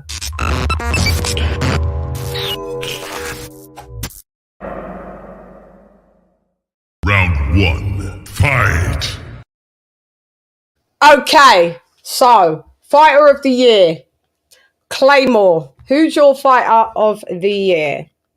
Well, fighter of the year was actually a more challenging job than I thought it was going to be, but I did come up with a fighter of the year myself. I have a video out also, and I had to go with Terrence Bud Crawford on this one. I think although he only fought once this year, I think the significance of his fight was puts him in a league of his own, obviously, right? As a 2-time undisputed champion in the 4-belt era, I think Terrence not only got that achievement, but he did it against a pound-for-pound fighter in the most dominating way. I think it was the most significant, impactful fight of the year of 2023. And I think because of that, I just can't not give it to him. I appreciate Inoue and his accomplishments. Although he did not become 2 times undisputed in 2023, he did, you know what I'm saying? He did do it. He became 2-time undisputed in 2023, but he didn't have the fights all in 20, because people are saying that he did it in a year and a half, you know what I mean? Which I think is impressive. but it's not in the year. He didn't do it in the year. You know what I'm saying? I just think Terrence Bud Crawford's fight was the most impactful. You hear people talking about it to this day, whether it's about Victor Conti and his snack program, whether it's about tampered gloves, whether it's about waiting for Errol Spence to get too old and get too fat and weight draining him. So many excuses are coming from it. And I think it says one thing. It's unbelievable what he did. That's what it says. It's unbelievable what he did and the way he did it. And I give him Fighter of the Year.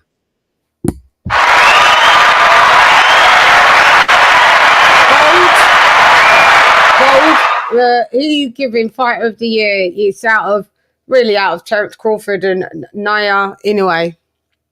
Kind of. Fighter. I just keeping it short and sweet. I had Terrence Crawford as Fighter of the Year based on impact. You know, it was a 50-50 fight, allegedly going into the fight. And he treated Errol Spence like he didn't belong in the same ring as him. So I have Terrence Crawford. Shouts out.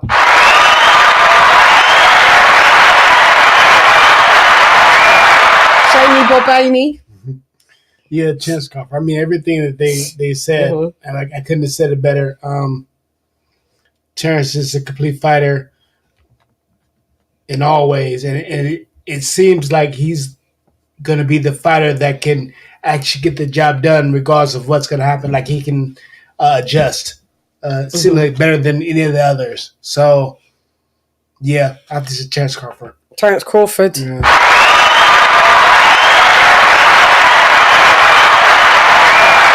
I'm going with Vasyl Lomachenko. I'm joking. Girl. I'm about to go black on you. I was about to need one of these moments. And come back and fix my face. Get my face right. I know. You said you went, girl. I knew it. You have to give me a moment. The laptop was going to go down. Like, you like, girl, bye. Just for like 20 seconds. Just 20 seconds just to get myself together. I just need to get myself together. That's all.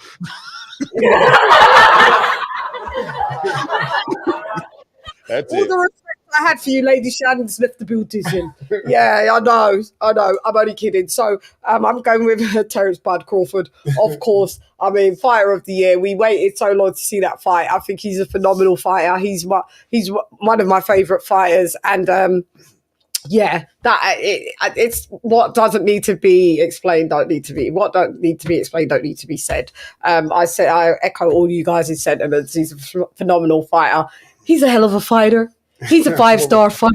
Get that Mayweather. You got to get that snippet up in there. You got to get that Mayweather snippet. Hell of a fighter. I do it to you all the time. Yeah. Hell of a fighter. Yeah, we do it all the time. I do it all the time. But yeah, I'm gonna get that in for the new year. For real. Yeah. I remind myself. Floyd clip. There's a lot of clips that I need. Okie dokes. So, Fight of the Year. So we're gonna go to. All right. He's gone to female. My bad. Female Fighter of the Year. Okay. Of the year. I don't know. Yeah. So I didn't really. You didn't really. I'll give you. I know you didn't really watch, but I'll give you some names. So there's Katie Taylor, Amanda, Alicia Baumgardner, and Savannah Marshall. Those are the nominees. If anybody's got obviously anybody else besides that, but I needed these to remind me of what happened this year as well. So Claymore. It's Amanda Serrano, hands down. Amanda Serrano. She fought 3 times this year. Active fighter. She actually fought a 12-round, 3-minute rounds fight. She's just bringing so much evolution to the game as far as female boxing is concerned. And it's a long time coming for her. You know what I mean? At the end of the day, none of the other fighters on this list have accomplished what she has. If it wasn't for her, a lot of them wouldn't even be in the conversation because she just revolutionized the way female boxing is being looked at. I got to give her respect, man. I can't see me putting anybody else there. Okay, muy interesante.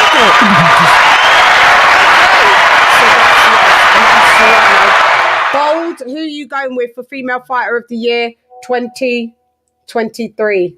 Oh, we just got Carlos Takam. Shouts out to you, Carlos Takam. Happy New Year to you as well, sir. Carlos,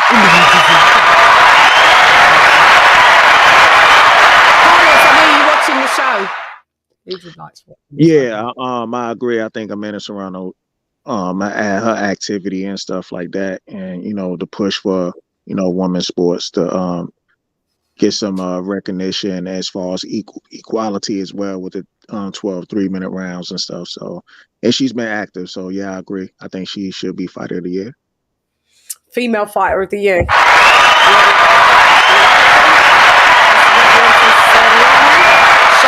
know who you're going to say. It's got to be Amanda Serrano. Amanda Serrano. Yeah, I've actually watched her work in Puerto Rico in the gym and watch her spar and stuff. And she's a very hard worker. She's very dedicated, but also I think that she brings a lot of light to the women's sport of boxing. So yeah, definitely Amanda Serrano. Amanda Serrano again. In the She had 5 belts at one point in time. Twice this year, she had 5 belts. Division champ, yeah. Yeah, she had the IBF, IBOWA, WBC, and WBO title. Yes, Look, man, yeah, phenomenal, man. Character, hell of a fighter. She's a hell of a fighter. She's a 5-star fighter. Yeah, for real. I'm absolutely not going for her, and this isn't a joke. It's for real. My female fighter of the year it has to go to Katie Taylor. I believe that coming back on that rematch, which I didn't give her a chance in hell that she was going to be able to vindicate her loss against Chantel Cameron. I think what she's done for the sport, her level of competition, who she's brought out, it was historic, getting everybody to come back to watch females fight in Ireland because it was banned. So she entered in the sport pretending that she was a lad to be able to even be in the amateurs. She cut off all her hair and pretended she was a boy. And to be able to do this after it kicked off with some gangland stuff in Ireland. And I think her father was murdered in the kickoff as well. So, I mean, for her to do what she did, losing against a bigger girl at 140, didn't ask for any catch weights, being undisputed at 135. She's a 2-time undisputed champ as well. And taking on the younger woman and getting comprehensively beat, and then exercising a rematch yet again and coming back a few months later and whooping that girl's ass. So I have to salute Katie Taylor. I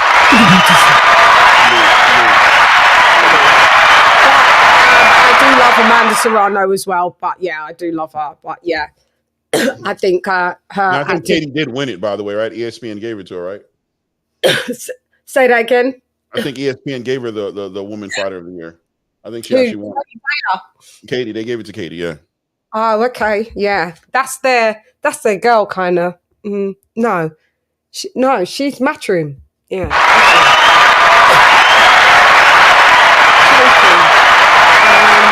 Yeah. Hang on. Let me just. We just have to. We're gonna do a little section because I'm choking. So let me not choke live on the camera. 1 second. I feel sorry for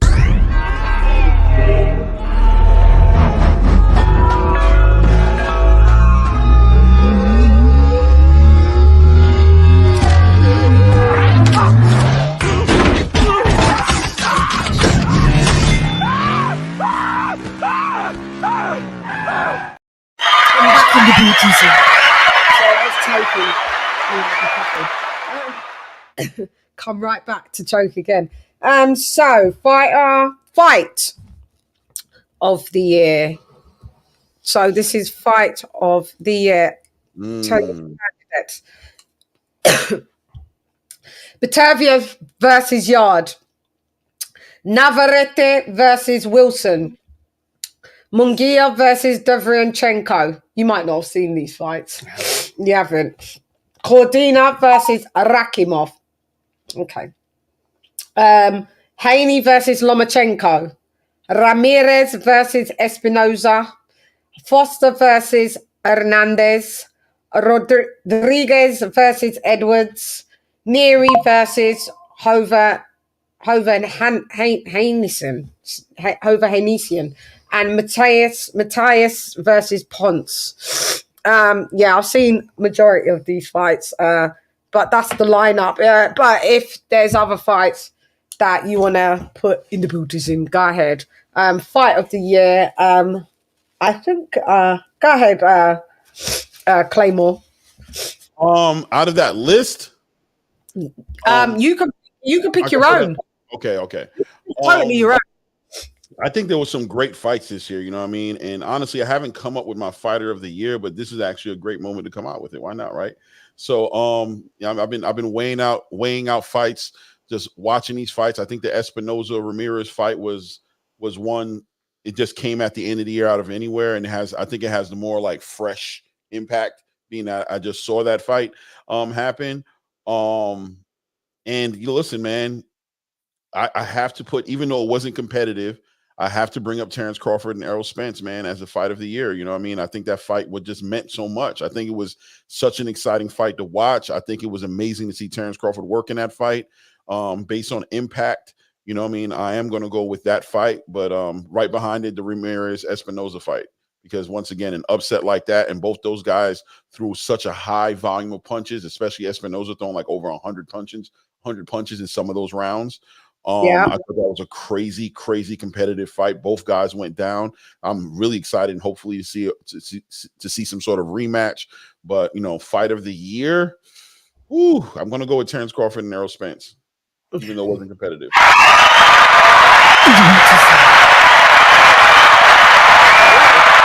There's nothing wrong with that, for sure. Bold fight of the year. My bad. Fight of the year. The fight of the year I thought was the most competitive. I'm going with Navarrete versus Robson Conceição. I thought that fight had so much impact. If it wasn't for those knockdowns, Navarrete would have lost that fight. It was a deciding fight at the end of the day, because even though when Robson Conceição got dropped a couple of times, he fought through it, even being hurt, and then he actually started catching Navarrete. I think he actually hurt Navarrete in that fight as well. So to me, those two guys made a fight of the year, so much so that before Navarrete fought Conceição, I remember Shakur Stevenson was like, Top Rank trying to match me up with this guy, Navarrete. He ain't really do nothing.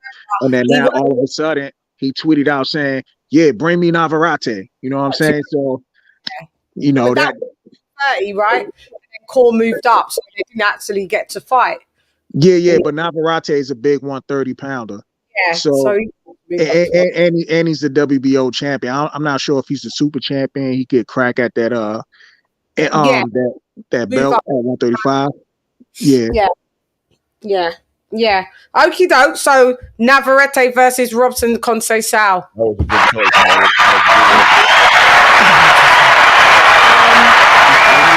That was a real good one. No, but I'm just going. Just because I'm going like a casual, right? Yeah, casual. He's been a casual, so go ahead. I like the Haney versus Progress Regis. Yeah, I thought that was a pretty good fight. Yeah, me too. I think Haney's getting better and better in each fight, and I'm just happy to see him, being able to win like he's doing. Yeah, I like that fight as well. Yeah. It was a good fight.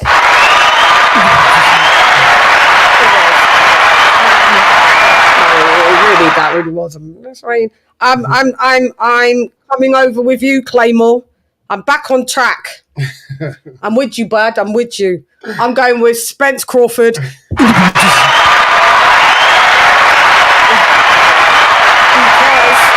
though everybody's picks, I like all of you guys' picks. I just think that the fact that Bud demolished Errol Spence and then grabbed his dick, looked at Jamel Charlo and said, listen, you next, bitch ass. Yeah. Nigga. Yeah, bitch ass nigga. That's what I saw him say. Yep. In front of the world with the cameras going. Listen. Yeah. That was just fucking epic, in my opinion. He just got told, shut your bitch ass up! We disregard for everybody in the building. Tell that white guy move over. Hey, you a bitch ass nigga. And and on top of that, for Jamel to go ahead in his what he did with Canelo and what he's doing right now, fighting women, pretty much, right? At the end of the day, it just seemed impactful when he said that. So he just changed the whole trajectory of his career. It was. It was an impactful bitch ass nigga. It was a very impactful bitch ass nigga.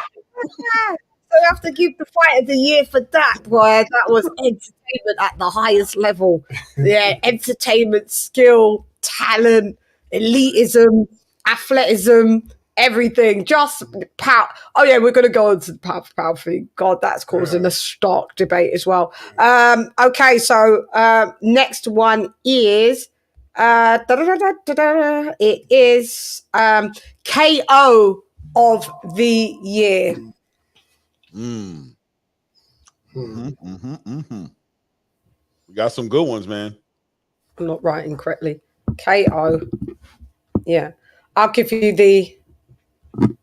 My writing's turning into trash as I continue.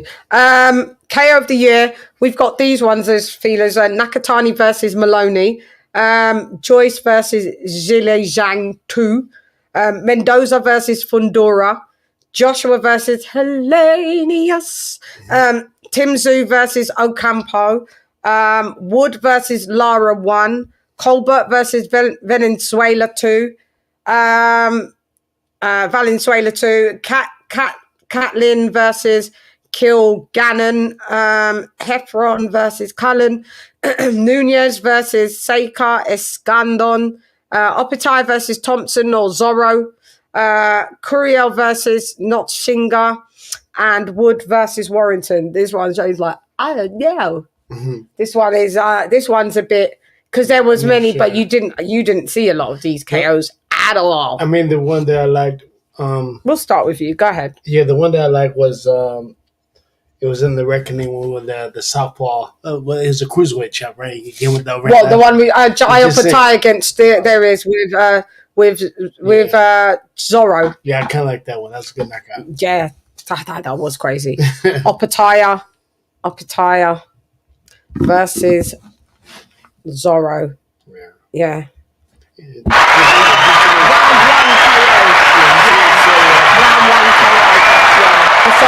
The setup, yeah. That was brutal. That was a brutal knockout. Bold, we'll go with you next. My pick was the Nakatani versus Maloney. That was a one-hitter quitter type of knockout, and he put that man to sleep. I mean, that was so much impactful, man. Like the whole crowd, that was pretty much like a pro Maloney crowd. They stepped up. They was like, damn, they was in awe once Nakatani knocked that dude out. Yeah. I know who mine is before I forget it. No. Go ahead, Claymore, because I've got a few running through my knockouts in boxing is like, you know what I mean? We all love knockouts, man. We all hope for a knockout. Every fight you hope for a knockout. And I have to say that the fight where I hoped for the knockout and it came through, I think when those stars aligned, it just does something. So I have to give Rayo his props and his earned respect for knocking out a shit-talking somebody who he probably got robbed. Most people, I believe, he got robbed in the first fight they had, Chris Colbert. Putting him to sleep after all that shit talking he had to deal with before that fight. It just seemed so righteous. It felt so justified. And of course, Rayo, in the most gangster OG paid in full fashion, had to pose in the G's up stance right in front of Chris Colbert's knocked out body to make sure that his team got a picture of him throwing it up. You know what I'm saying? One time through the gloves, right on Chris Colbert's body. Give me my 50 grand. That's the only thing I think would have been better, is if you'd have been like, get me my money before it gets weird for you, brother. Yeah. That's it. And you already know what we're doing, because you said it was going to get weird for me. So before it gets weird for you, before we leave the building, somebody follow him to his dressing room. I need my bag. I need my bag. Salute to Rio, Venezuela. Salute to Rio.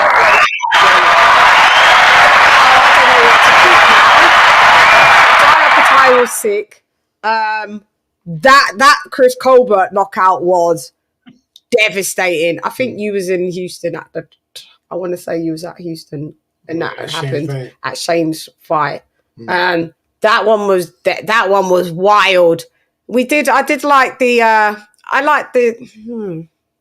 Whose lights last week or the week before? Whose lights? Everybody's lights got turned off. I want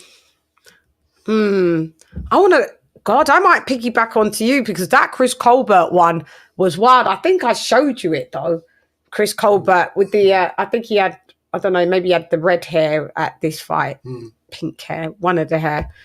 Oh, his lights was out. But then it was also like, who was the one that's neck hit the back? Was that the Jaya Pataya one?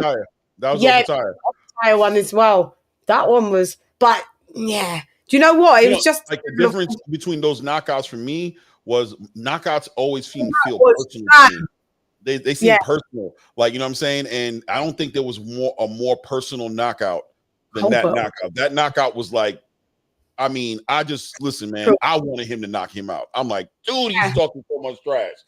Please touch him in his, and just him buckling him like that in the first round, and Chris surviving that and getting that pretty much standing 10 count because his butt never touched the ground because he was off on those ropes. But ultimately, it was just sweet. It was bittersweet. I felt for Rio. I'm like, yes, you deserve that, bro. You deserve that revenge. He got that. That was a sweet revenge. And like I said, that picture he took when he just got down in that little pose while they were trying to wake old boy up, man. How many people had the opportunity to have a camera in the ring at that time? Shane, what knockout would you wish that somebody would have a camera phone in their hand so you could have posed next to that body like, get this guy the hell up out of here, bro. Don't never talk to me again. I don't know. I had somebody knockout. I love knockout stuff. I know, but you didn't have the camera phone. You know, lots of had the one that I think I have on Instagram when I hit the guy and he just like goes on my shoulder. I was like, step away, and he just falls down. That was a cold knockout. Yes, sir. Yes, sir. Yes, sir. That was a cold one. I'm gonna quickly pull it up actually so you can have a look. Let's do it. Let's do it. Let's go down memory lane. Let's go. Let's go down memory lane. Shane Mosley. Then we can show your Instagram. Okay. Okay, and we'll watch it. I'll add you in 1 second and make sure Mike is amazing and impeccable.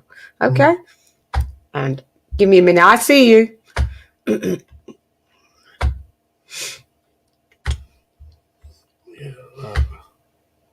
There we are. Where is it? No, you gotta go down now. This further. I don't know how far down it is. No. Oh. Come on. Well, it's not past.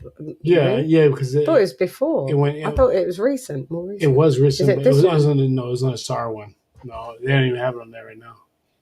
So keep going down. I think there is. No. You watched it the other day. Yeah, but it was a part. Go up again. I think it's here. Because this is the more recent. No, because I took it off the other thing. There it is right there. This one here. Yeah. Yeah, I told you. Yeah.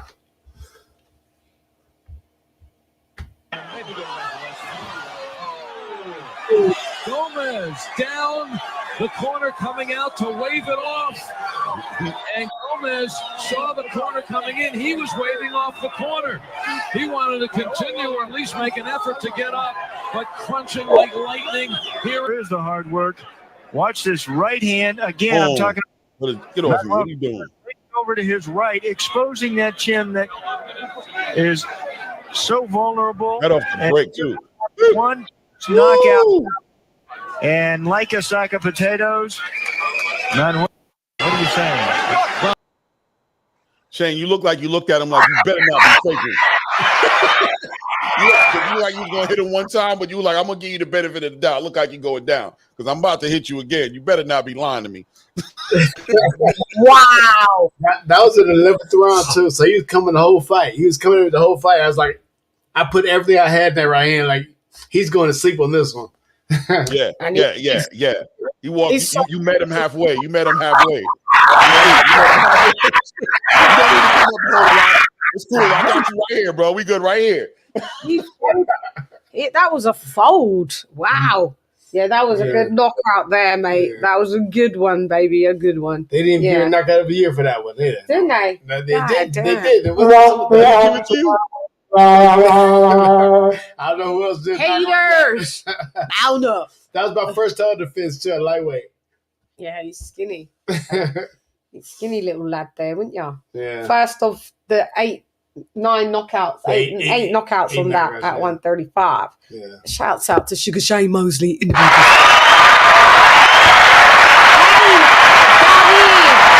Feliz año nuevo, mi hermano. What's up, LadyChann? Happy New Year. Happy New Year to you as well. Thank you for joining. Happy New Year's. I know. How you been? I'm good. You know, I'm on my break right now. Oh, Low Nose Boxing, salute, man. I'll be watching your videos, man. You are top notch, man. Official business, 100%. He loves his boxing. David knows his boxing, loves his boxing. Hear you. Thank you. I appreciate you. You know what I'm saying? What's your name? You're one of the best out there, bro. You one of those underground. You, Greg Hackett, those kind of guys that you can really tell really have a passion for the sport. You know, I mean, you guys are like real knowledgeable, man. I've been watching you. I saw you on Mill City, and I started watching there, and I'm like, nah, this dude's the truth. He's the truth. Yeah, bro. I've been watching boxing since I was a kid, man. And yo, salute Sugar Shane Mosley, man. I got a good question for you. Thank you, brother. What's up? Shane Mosley, throughout your career, you fought incredible fighters. You have an incredible resume. You're definitely a Hall of Fame, one of the best lightweights of all time in my book. If there's 4 fights in your career that eluded you, that actually could have happened because y'all wasn't the same era, around the same weight classes, what 4 fighters would it be that you would have gotten a chance to fight that you never got a chance to fight that was around your time? Well, the one that I think everybody wanted to see was Felix Trinidad. Me and Felix. Oh, I was supposed to fight Zab Judah. I was supposed to fight Andre Berto. And then who else? I think Constance Zoo would have been a good fight. Yeah, you never made a pit stop at 140, man. I'm pretty sure you would have done your thing there. Speaking of you and Trinidad, I know there were 2 times, if I'm not correct, you correct me if I'm wrong, that you guys were like talking about fighting. The first was around the time when you was doing your thing at 147 after you beat Oscar and you was knocking dudes out, and then Trinidad was having his incredible run when he moved up to 154 and cleaned up house. Right. And to my knowledge, he had the option to either you and him have a super fight at 154 or possibly a catch weight, or him go to 160, which he ended up doing. And then the second time you guys were supposed to fight, if I'm not correct, was when he made the comeback after he knocked out Mayorga. He fought Winky, and then because Winky beating him, that never happened. Is that what it is? No, because Winky beat me. That's why it didn't happen. That's why he never got a chance to fight me, because it was supposed to be me and Winky fighting. I lost to Winky twice, and then Winky beat him too. For me, the perfect time for you guys to fight would have been right after he had beat Fernando Vargas. He should have just went to 160 just to grab that belt and go back down to 154, man, because that B-Hop thing didn't play out for him. LadyChann, what's up, Coquito? You had some Coquito for the holidays? Mummies. And mummies. I was there only for 24 hours, though, with my Coquito. 24 hours. I should have bought some back, actually, for some, But did you get lit, or did you get sick? Yeah. No, I didn't get sick. I had some Coquito. You know, I went back to the gym today. Now I got to rededicate myself to get myself back in shape. You know, the summertime is coming in a few months. You stay in shape. The last time I see you was in shape, though. Yeah, but, you know, I like, you know, and I'm never content, you know? Yeah, keep it. Yeah, you always stay in shape. Shouts out to you. We're just doing the rundown, though, of fights of the year, and I need to still pick my KO of the year. And I'm now just trying to go through all of it. But the Colbert one is resignating because that was brutal. Go ahead. Yeah. I think I have to go with Valenzuela knocking him the fuck out there, and he was asleep. And when he walked, when they got him up and he walked back, the embarrassment that was on his face. Yeah, I'm gonna have to go there as well. Yeah, go ahead. Yeah.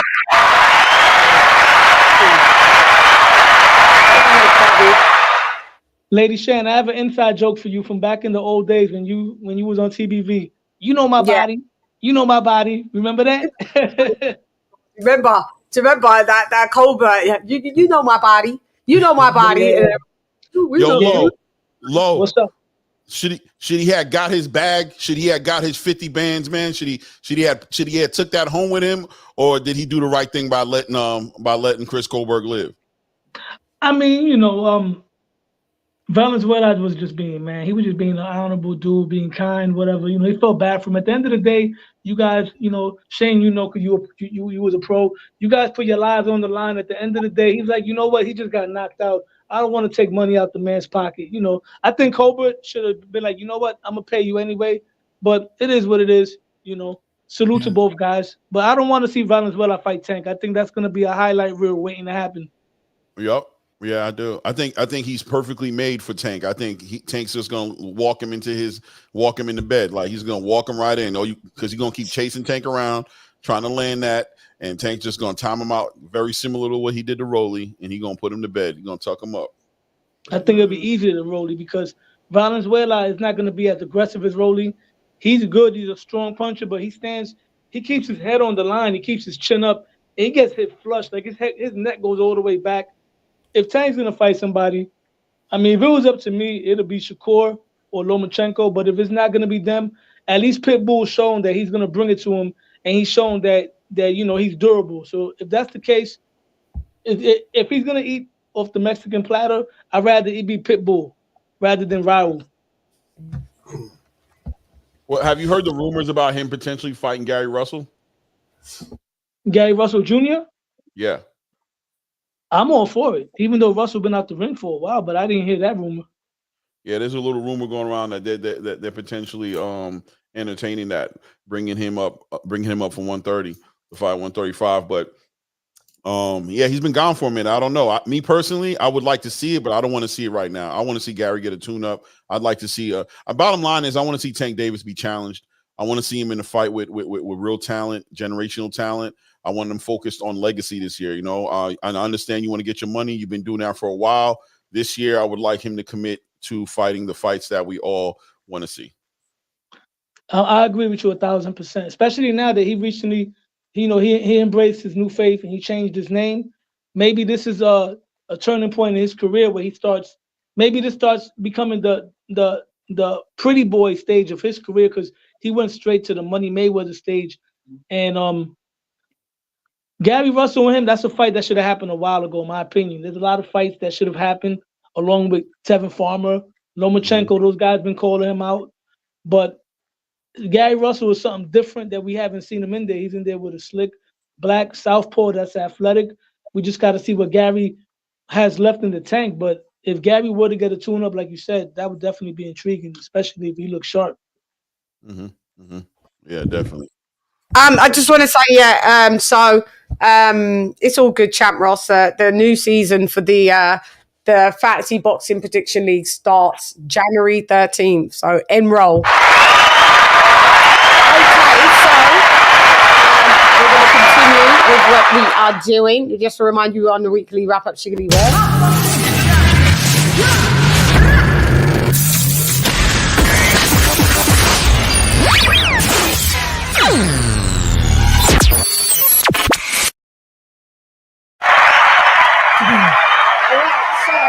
We are now going for upset of the year. So we are going to start with myself. My upset of the year, I don't care, mate. I'm even though the fighter got the win, to me it was still an upset. So I'm going with Tyson Fury, Francis Ngannou.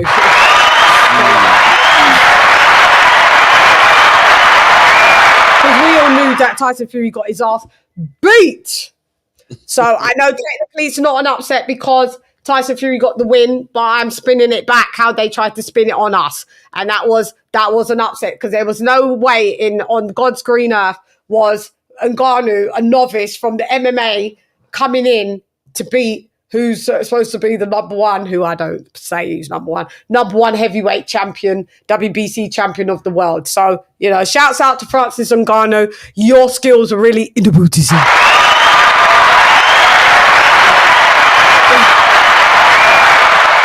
Shane will be back. So Clay, let's go to you. Man, I need to read you some. There's some candidates if you want. There's I you. already have one. I know you got who's one? going to be. Go ahead. Let's Yeah, go. for me, it's Espinoza and Ramirez. I'm going to go with that one. I thought that fight was a potential fight of the year candidate, obviously. And as far as upset is concerned, shout out to Espinoza, man. I'm not going to say too much on it. I was impressed by what he did. The punch output, 100+ punches in some of those rounds, really fighting from the depths of defeat, and him able to finally put down Ramirez in what was like the 10th, 11th round. I don't remember what round it was, but him be able to do that. It was like a Rocky movie, man. It was like a damn movie, and I appreciated every moment of it, man. I'm gonna give him his respect for that. Yeah, I think it wasn't available for us to watch here at the time in the UK, so that's why I didn't see it. And it's one of the fights that I've just seen bits and pieces of the highlights of it. But yeah, I definitely have to go and watch that full back. I was watching the stats of that. Yeah, shouts out, fucking hell.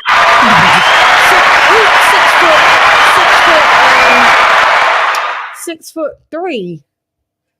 He's a 6'3" fighter. Who Espinoza?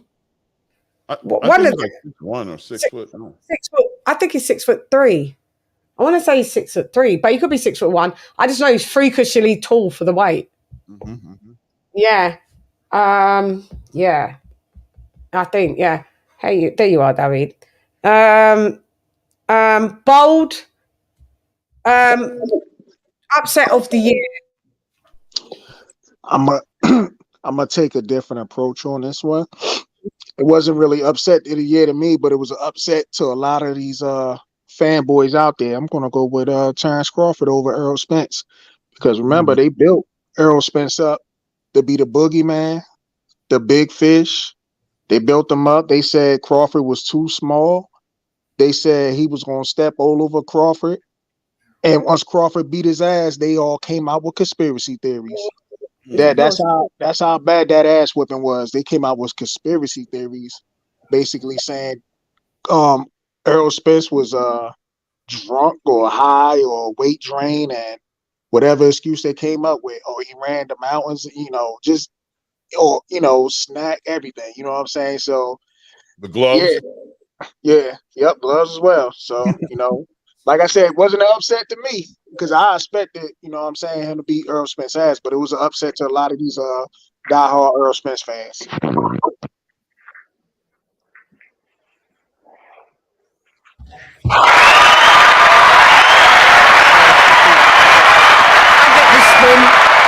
I get the spin. I'm with it, Bold. I get the spin.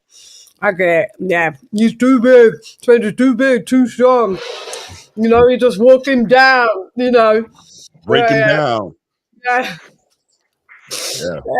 That ends Okay. Shane, do you remember any upsets of the year? I did France, Fury, and Ngannou. And then Bold, but oh no, that's Bold. It's not you. Bold has said Spence Crawford because Spence was supposed to win. And then Claymore said Espinoza versus Ramirez. I haven't watched it. I was just seeing it in highlights. So I don't know if you're. I said Fury and Ngannou. These ones I know you didn't see any of it. Wilder versus Parker. I would consider, but I think Fury and Ngannou is kind of Even though Fury didn't got the win, yeah. that's what I said. It's still an upset because we all know he lost. Not just that, it's just that Ferragamo was that good, not even being a fighter, no fights. Yeah. That's like an upset. Yeah. When I mean, for him to be in the ring that long and that's an upset. So do you want to put Fury and Ngannou? I think that would be a good thing. That's an upset right there.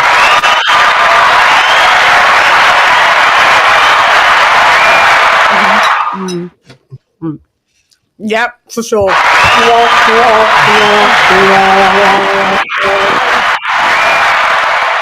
And David. It was sad. I would have to go with Wilder and Joseph Parker. Wilder and Parker, because me and Chann, me and you had this discussion before in the past, and I really felt that Wilder would beat everybody else but Tyson Fury. Which other categories you did so far that you named?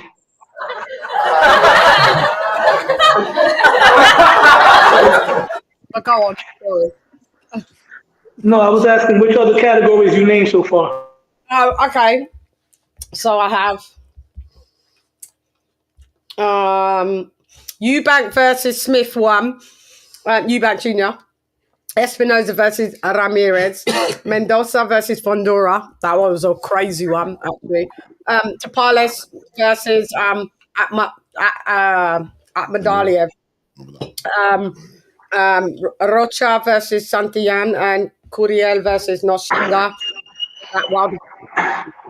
Oh no, I wasn't asking which nominees you had. What I was asking you was which other categories you had, being that you're doing the year-end awards, because I didn't get a chance to tap in. This is a great show, by the way. That's why I'm asking. What else did you say? You covered. Going back, we're only going forward. Sorry, because the show's already been 2 hours 20. So you've got to go. Joined in where you joined in. We can't go back because we've already did 1, 2, Fighter 3. Of the year. You did Fighter of the year. Yeah. Did you come back up the year? We're not going back, David.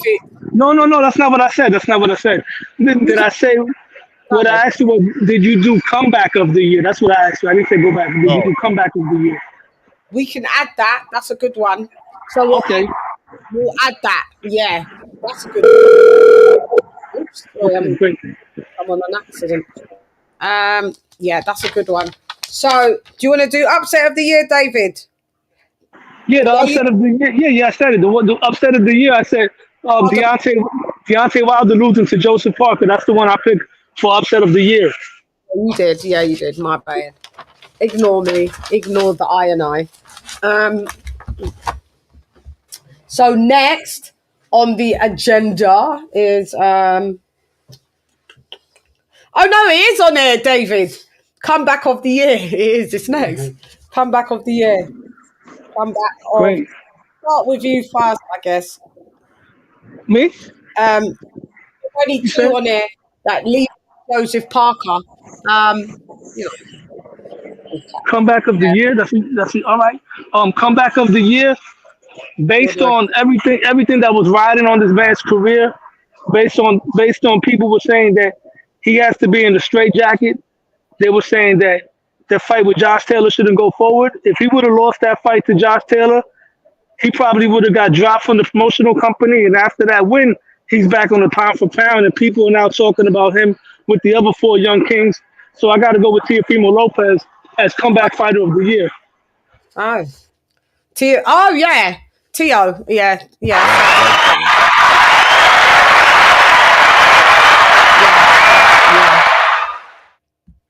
Yeah. Okay, Clay. More.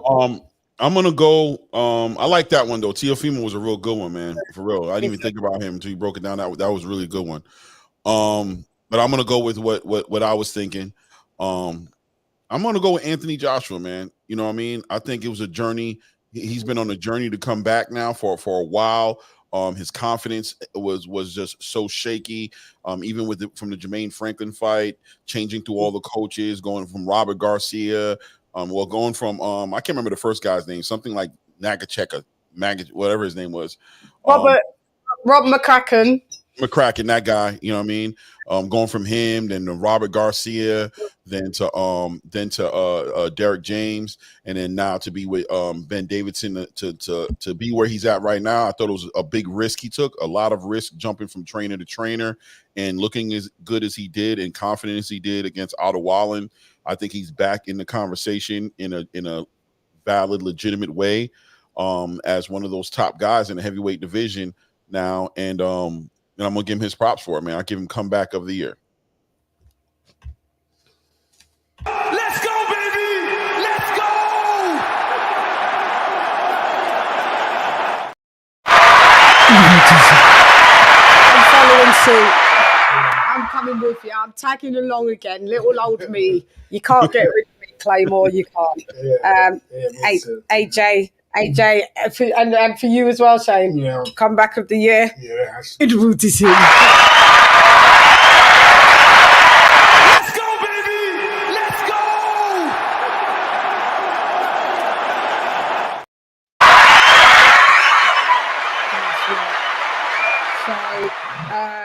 Right, so bold. Last but not least, comeback of the Teofimo Lopez is a good one though as well. So shouts that was out. a good one actually. He broke. I had to think about that. I'm like, damn, you know what?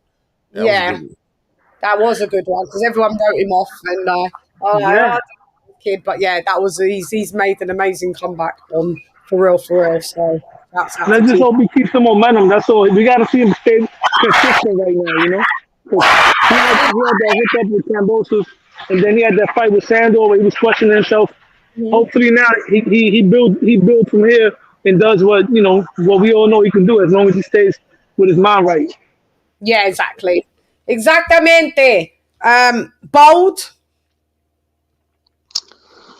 I'm gonna say Gilles Jean because after getting robbed, in my opinion, against that Herkovich fight, he came in on a mission and upset the apple cart when he knocked out Joe Joyce, and he ain't just do it once; he did it twice. Mm-hmm. So to me, I'm gonna give it to Jean on that one. Yeah, for real, Gilles Jean.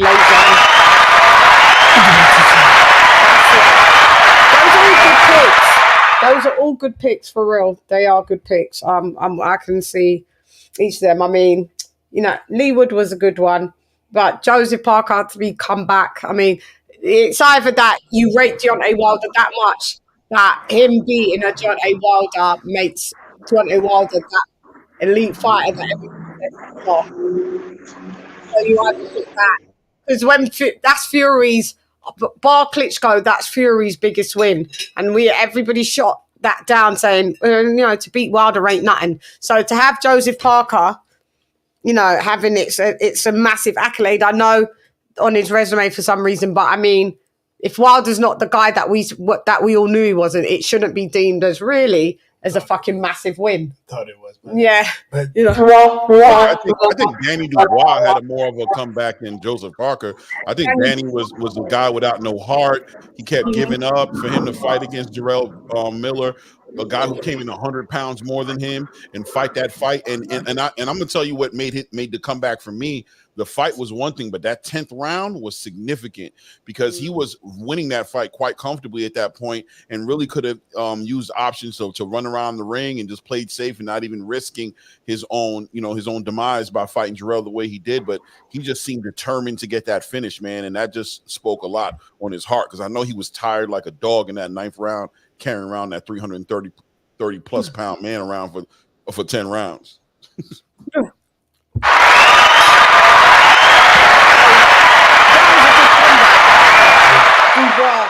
I don't know why he wasn't on this list. I mean, I still think Wilder was a big win for Fury. I'm not gonna throw him in the garbage because he lost. A lot of fighters, some fighters take losses and they get mentally demoralized. So I like to judge them based on what they were doing leading up to that point. Up to that point when Tyson Fury beat him, Wilder was stretching everything moving. People were saying that people were really saying big things about him. So I'm not gonna take that win away from Fury because Wilder beat him. I mean, Fury beat him when he was doing what he was doing. So, and Wilder is just gonna have to go down as one of those fighters that weren't able to really bounce back after a loss, and that remains to be seen too, because his career is not over. He's a hype job. Come to do what I do best, you know. That's a site to get the fans what they want to see, you know. At the end of the day, no one wants to see a 12-round fight. It's a whole bunch of heavyweights up here, and we the hard hitters. And at the end of the day, people have things to do. Hate it.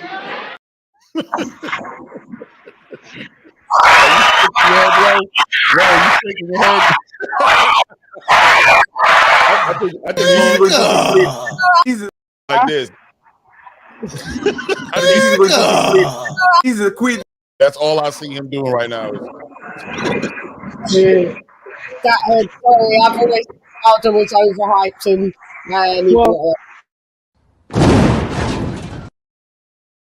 Come on, lady. So Chann, those skits are hilarious. The skits we having.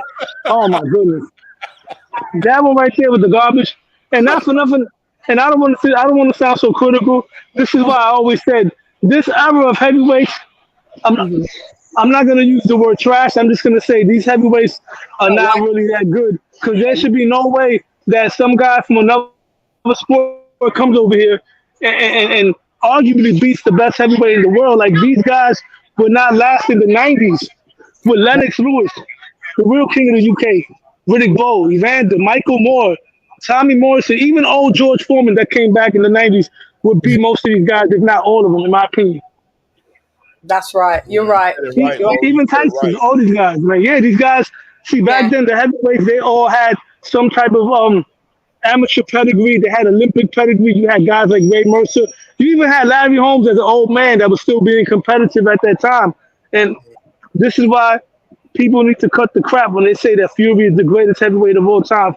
Deontay Wilder, and I don't mean to sound brutal, those guys, Wilder, AJ, Fury, would be like Michael Grant, and they fought in the 90s. Maybe Fury would be a little better, but Fury wouldn't beat them guys neither. Yeah, you're right. No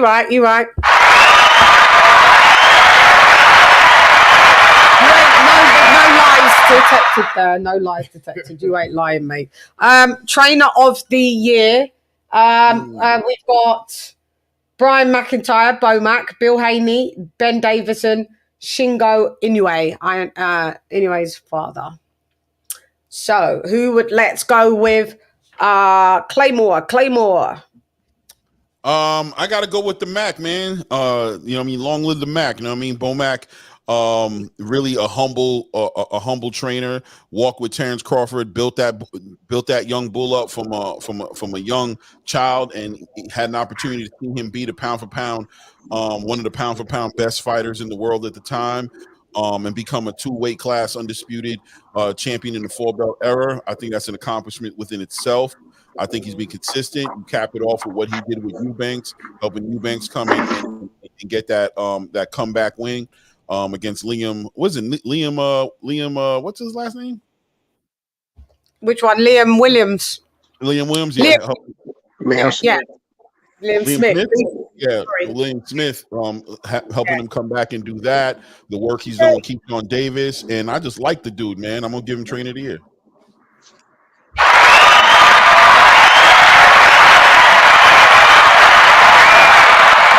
Are you inside? No, I think I agree with that too. On that, he's just doing Terrence Crawford. He's a hell of a trainer. Yeah, he's a 5-star trainer. Did a great job. A hell of a trainer. Yeah. That's right. I'm Bomac as well. Bomac is in the motherfucking building. Shouts out.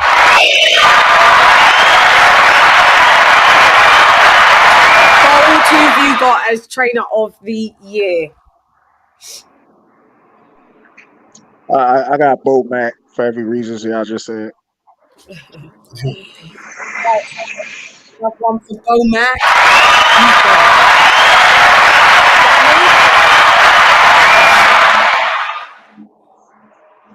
Trainer of the year. I would definitely got to go with McIntyre. He came up with the game plan in the boxing's most biggest fight since Manny versus Floyd. It was against an undefeated top 5 pound for pound, a guy that's going to be a Hall of Famer, a guy that got 3 belts. In the words of Bill Haney, Errol Spence Jr. is a bad motor scooter. That guy was mowing through guys, and Terrence Crawford destroyed him in such dominant fashion that you got people thinking that Crawford could move up and beat Canelo. So Womack McIntyre, trainer of the year. Shouts out, David. Just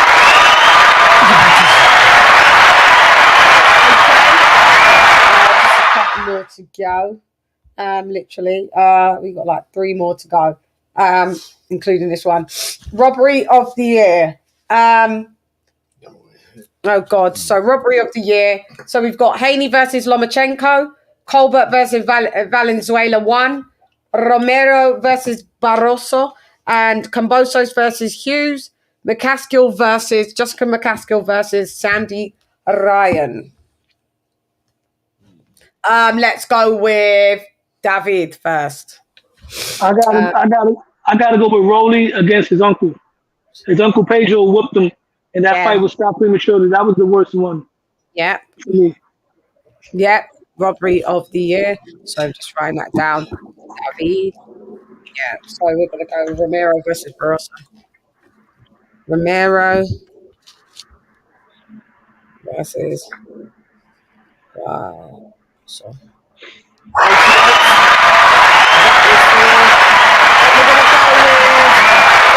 Claymore. Yeah, man, I thought that was a pretty decent robbery with Rolly, but man, I think the realest robbery, I ain't gonna lie, man, Valenzuela and Colbert, man, disgusting. If Teddy Atlas was there, I would have loved to seen Teddy Atlas's reaction to that, because he has the best reaction to corruption in boxing. I love it. He has the best reaction. You need to get a snippet of him going off, because he goes off. That's what made the knockout in the second fight so sweet, was the travesty that happened in that first fight. Yeah, because of that travesty. So yeah, for me, that's gonna be the biggest robbery of the year. The robbery was in the booties.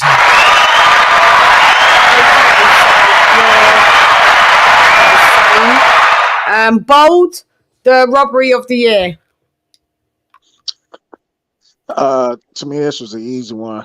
That was that Rolly Romero joint. I mean, the referee jumped in when Rolly landed 0 punches and stopped the fight, stopped the momentum. Dude was going to win the belt, and they gave it to Rolly based on that.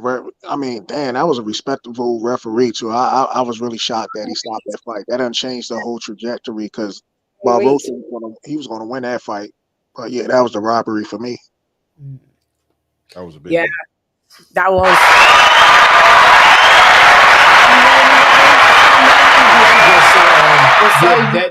I would have said that too. Yeah, Romero versus Barroso. He was putting hands on him, and then Tony all of a Weeks sudden fucked it's it gonna up stop and at this out stopped of it. nowhere.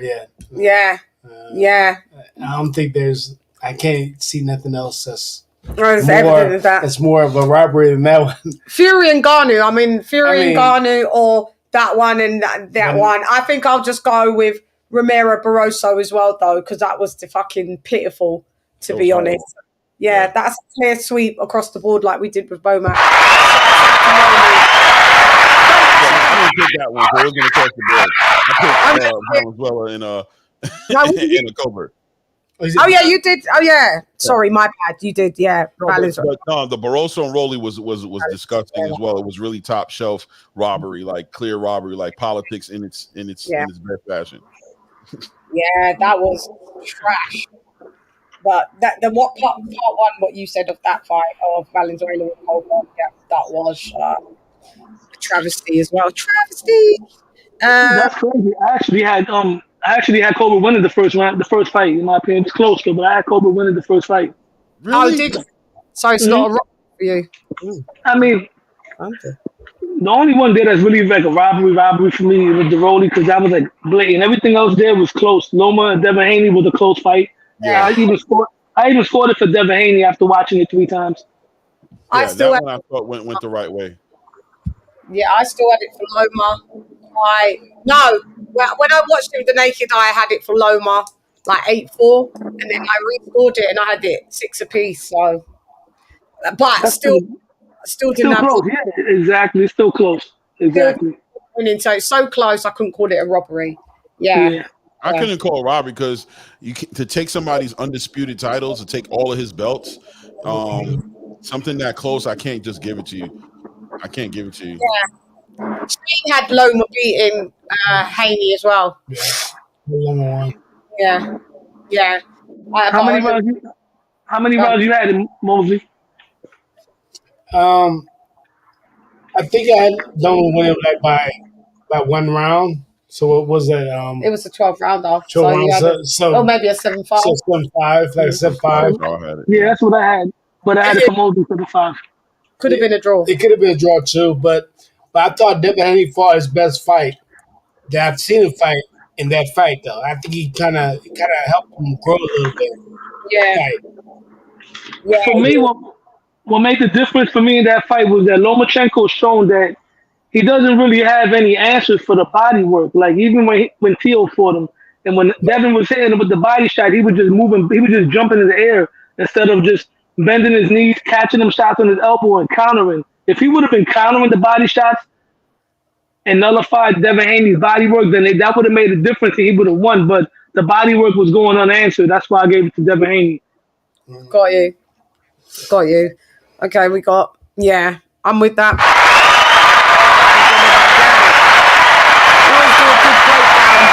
Guys, if you want to head over to Low Nose Boxing and subscribe to his Canal de Boxeo, there, go ahead. He knows his boxing.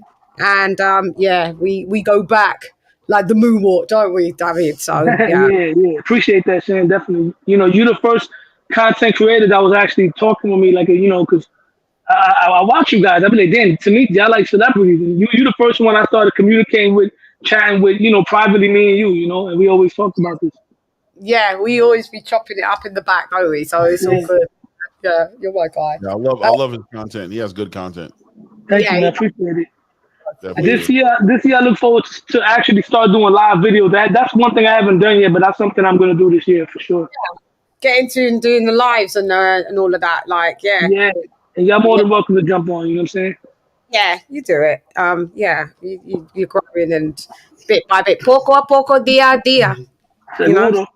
Yeah, nothing sabes. Okay, so prospect of the year, I've got Andy Cruz, Adam Azim, Richard Torres, Bruce Carrington, Abdullah Mason, Tiger Johnson, Emiliano Vargas, Floyd Schofield, Keyshawn Davies, Diego Pacheco. I'm glad the person that I was going to pick is on there. Yeah, man. So let's go with you fast. Floyd. I think Floyd Schofield. Yeah, he's he works hard. I mean, he's strong, fast. I mean, does everything he's supposed to do as a young fighter. I see him being a champion one day. I'm coming with you. That's my guy as well. Floyd Schofield. Massive for the weight. Just deleted the guy. Delete. I forget even who the fighter was. It's probably no one of massive note because he is a prospect, but he's big for the weight. Listen, that kid's going to be a champion, multi-division champion. Power. I don't even know how he met. Floyd Schofield's at 130 or 135? 35.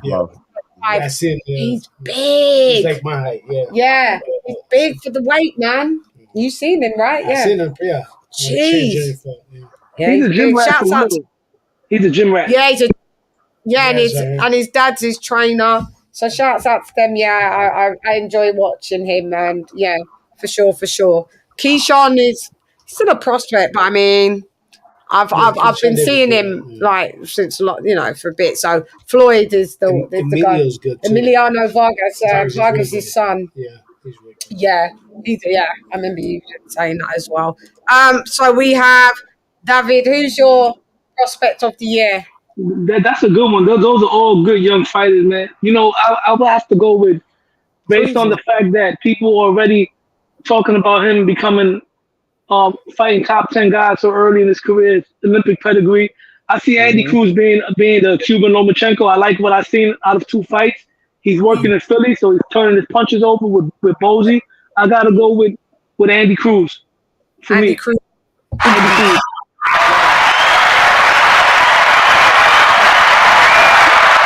He got a stoppage, didn't he? Yeah, he did. Yeah. He looked that dude's tail. He put hands on that dude. He did everything but put feet on him. He got real skills, that guy. He got real skills. Yeah, Cubano. We've got Bold, then Clay. Bold, who have you got as prospect of the year? And then we'll play more. I was going to go with Andy Cruz as well. I mean, he already got his feet thrown into the fire, doing 10 rounds off the bat. You know, I guess when you have a lot of amateur experience, you know, they fast track you, but you know, he's passing with flying colors, and he's only getting better. So I would have to go with Andy Cruz. Who's the guy sitting next to LadyChann?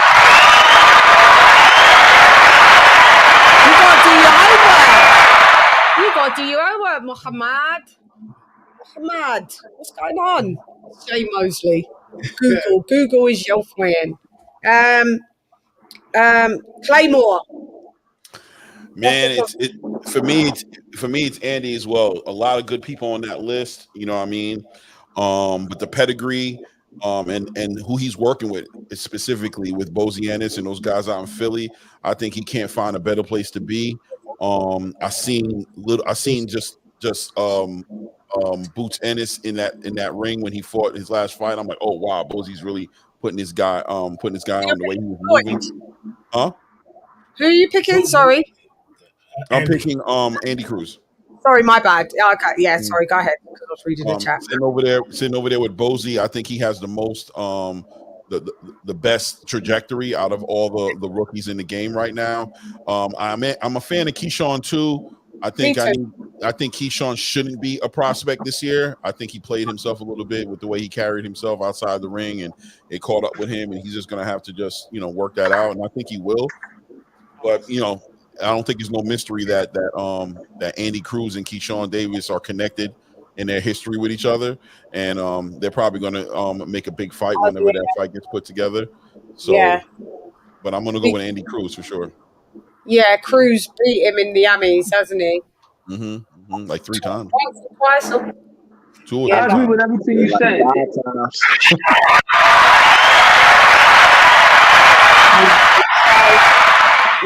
Yeah. I agree with you. If it wasn't for Andy Cruz, I would have picked Keyshawn.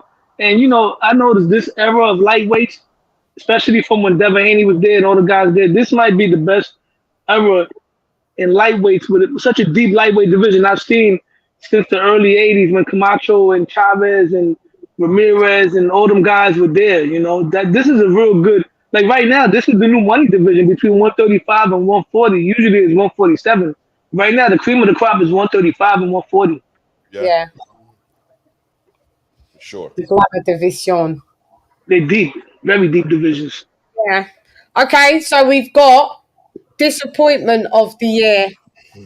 Candidates are Tyson Fury, Deontay Wilder, Jamel Charlo, Frank Martin, and Tony Weeks. I'm going to start with Claymore. Oh man, you put Tony Weeks in there.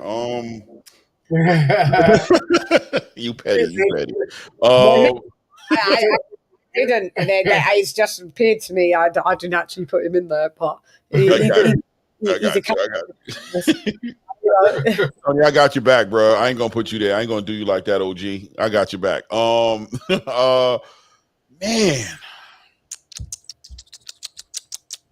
Man, I'm gonna speak from my heart, man. I'm gonna speak from my heart, man.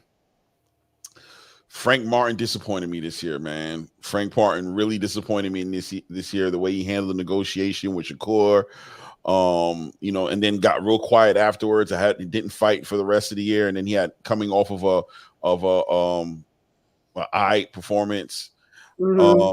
I expected a lot more Frank, man. So I'm gonna put Frank Martin there. I'm not gonna get too deep. I'm not gonna fry you, Frank. I'm just gonna say you disappointed me this year, man. Because I'm still a fan. I still want to see great things from him, but I do not like the way he carried business this year. Disappointment. He just wanted a little We're gonna go and we're gonna have Shane. Who's your disappointment of the year? For me, I know who mine is. Knowing that I know these these brothers, Jamel Charlo.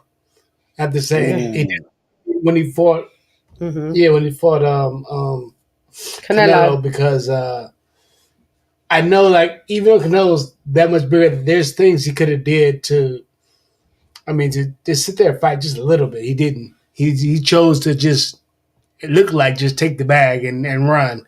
And that's not cool, especially when you're talking a lot of smack and stuff and all over the place. Yeah, I think that was just a big disappointment. Like, really? You really did that? You didn't even try to fight? Nothing. Man, that's the one, actually. That's Overdrink. I didn't even think about that one. Did you put him up on the list? See, I got caught up in the list. He was on the list? Yeah, he was on the list. Oh, man, I messed up. You got that one. Jamel was definitely the big disappointment. You want to change it? Yeah, man. Jamel, yes. Yeah, Jamel. Yeah. 100%, man. 100%. I don't know how I let that one slide. That was the one. Yeah. Yeah. I changed the lines only. Meerkats only. Meerkats only is what I changed it to. You know what I'm saying? Jamal brought it back a little though with his Jose Benavidez fight, but tried to. That was his brother though. That wasn't him. That was brother. Right. I'm talking about for the brand, for the Lions only brand. Right. You know? You know what I'm saying? But Jamel was out of the place. That was a struggle fight with Mel, mate. Bold, who have you got for disappointment of the year? Yeah, I'm definitely going with Jamel. I mean, the man, you know, like Shane said, the man talked all that shit. He talked to himself into the fight. When he got the fight, and then he got to the press conference, he didn't want to talk anymore. And to me, it looked like somebody pulled him to the side, said, "Look, man, you got to let Canelo look good this evening and shit," because he ain't even fight Canelo. He just sat there and didn't even try to be himself in a fight. Seemed like he got caught up in the awe moment, like, oh, I'm in the same ring with Canelo, and they ain't do shit. So yeah, he's a fucking disappointment, in my opinion. Yeah, and I don't like the fact that he put it on the culture. I hated that. I think that made it even worse. When he said this is for that culture that everybody he like represented and tried to pull us all into it, because you know it was Mexico versus Black America. You know that's what it was at the end of the day. And he pulled us in there and had us all supporting him and like, oh yeah, man, for the culture, man, go out on your shield. And he did what he did, man. Nah, yeah, bro. Nah. Get that one on his ass. I'm tripling or quadrupling down with Charles. So yeah, Jamel. For Charlos, for you know, Charlos getting shamed. But for me, I would have to go with Tyson Fury. I was telling so many of my friends, listen, man, ain't no way an MMA guy's gonna go in there and beat heavyweight champion of the world. I thought Fury was really gonna like outclass him, and he laid an egg. I gotta go with Fury versus Ngannou for me. I get it. I'm with you as well. Like, all of them were fucking disappointments that were on the list. Straight up disappointments on that list, man. There was. But yeah, I mean, it was out of the two. You could have threw on Wilder, but then I made it while Wilder wasn't a disappointment because it's expected. He can't box. You know what I mean? It's going to happen. You're going to get exposed one day. Yeah, so I weren't that disappointed. It was kind of like you're gonna expect it. So, but I'm not mad at any of those people on the thingy. And last we are going to do last but not least. We are in a weekly wrap up shiggity bird.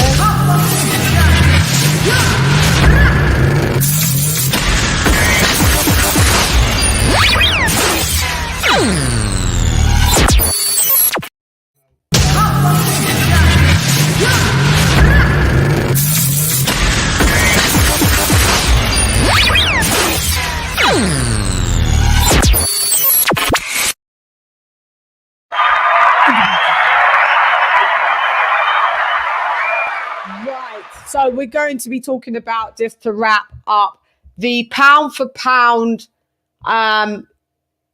debate with Crawford and Inoue. I want to kick it off with Claymore, then Bold, then David, then myself, then Shane, and then myself. So we're hearing that, you know, this 1A, 1B talk. They're interchangeable, number one, number two. And it's creating a massive debate. that people are upset about people's picks. I mean, I'm not upset. I'm not sure if, there's people are being told, there's a bit of race baiting, or it's because Crawford's black, why all the black people want to go with Crawford.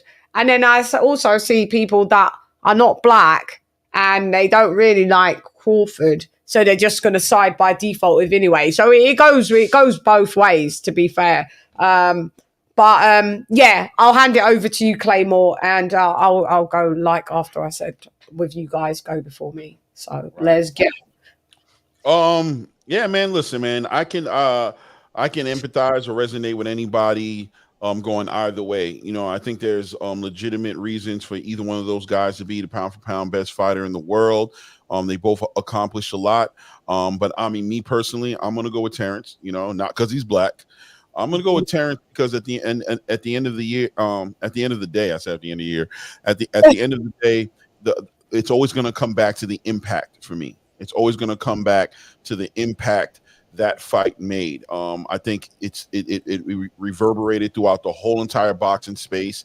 It we spoke about earlier, the amount of conspiracies, the amount of excuses, the amount of negative attention Terrence got at the end of that fight said one thing and one thing only to me: what he did was unbelievable. You know what I'm saying? And because it was so unbelievable, it was that much more impactful. Shout out to Inoue. Monster Inoue accomplished a lot, man. And he did it in the smallest amount of time. So I'm going to give him his respect for that as well. So I have no issues with somebody who wants to give it to him. But for me, I'm sorry, impact makes the biggest difference for me in these type of decisions. And Terrence Crawford's the way he dominated Errol Spence this year, and his path to this, the negotiating, getting the money he wanted, like really putting value within himself and not letting nobody tell him he's not worth it. And, just the whole entire process of him getting to that point and then getting that victory was sweet. Eminem coming out with him. I mean, it was an epic night, man. I got to give it to him.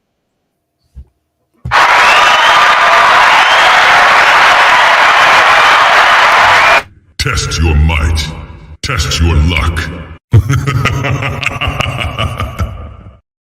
Okie dokes. Let's go with Bold. Pound for pound, number 1 or number 2, Crawford. Inoue, Crawford. I mean, I can see an argument both ways as well. I mean, Nayo Inoue has been more active, becoming, pound for pound number 1 and stuff like that. In my opinion, I have Terrence Crawford being the guy because I'm gonna look at it in a different way. A lot of people were that get mentioned with Terrence Crawford, they don't want to fight Terrence Crawford. Think about it, like all these people that fought Terrence Crawford practically got their highest payday when they fought him. Just like a lot of people that's fighting anyway getting their highest payday fighting him. But the thing is that people running the fight anyway, and people are not trying to fight Terrence Crawford. There's always some type of new political stuff other side of the street. Then you got the whole thing with the boots, right? Well, last year, then it was like, I'm loyal to Showtime. And then it's like this whole thing, like people was talking about the whole Canelo thing, but Canelo was like, well, nah, I'm not going to get the credit and whatnot. But we know history, Canelo made his bones fighting off, at a Canelo weight with guys he pulling up. So at the end of the day, a lot of people are not trying to fight Crawford because I don't know if it's a promotional thing. Maybe it might not sell like they think it will or some shit or whatever. But at the end of the day, Crawford is like putting people out like to the point like they put him in a hurt locker. That's what he's doing. He's putting him in a hurt locker. So I got Terrence Crawford in my opinion.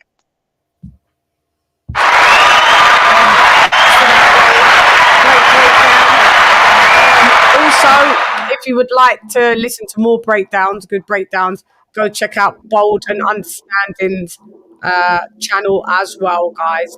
He has his own channel as well. So shouts out to Bold, another content creator. I want to write it down. What's his name? I'll follow him because I follow the new ads and everything. What's your channel, Chann? Go ahead, Bold. You tell him. Bold and understand. My bad. Yeah. Yeah, bold and understanding. I'm just getting back in town. You know, I did an interview with a boxer about a month ago and whatnot. So I'm trying to get into the interview phase. I want to get on the internet and just start trashing people and shit. I'm trying to keep it all positive as possible. That's good. You said bold, like BOLD? Yeah, bold, BOLD, and understanding. Bold and understanding. Understanding, you got it. All right. Yeah. I appreciate it. Out too. Absolutely, yeah, definitely. You can check me out as well. Check out, and then shout out yours, Claymore, as well. Your It's channel. Claymore Rain. You can pull it up, Claymore. I put the link in the chat just now. Claymore, CLAY, Amazon, Mary, ORE, and on space Rain, like with the water, RAYN. Right. So there's all. That's we're all on there actually. We're all content creators on here. So yeah, sign up, go check it out. If you like it, sub. You know, at least go and check it out to see if you like it or not. Yeah. Shane, so who's your number one pound for pound? Is it Naya Inoue or is it Terence Bud Crawford? And whoever it is, why? I'm going to give like a little. I'm going to be a boxing fan of just the boxing part. I remember back when I was once pound for pound, and Roy Jones was pound for pound. And we had who's going to be pound for pound, who's the best pound for pound. Roy was the seasoned fighter. He was the I wouldn't say better, but better fighter. Meaning that, he had the crowd. He was truly pound for pound king. And until he lost, I couldn't beat pound for pound. I was like 1A, 1B. I was the B, and he was the 1. And I think that's the same thing like with Terence Crawford and with Inoue.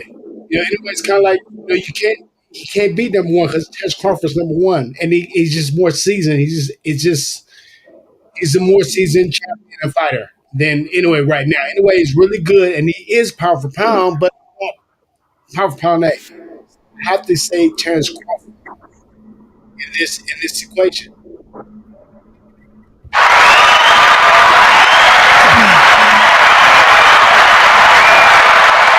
See, that's a great one. And David.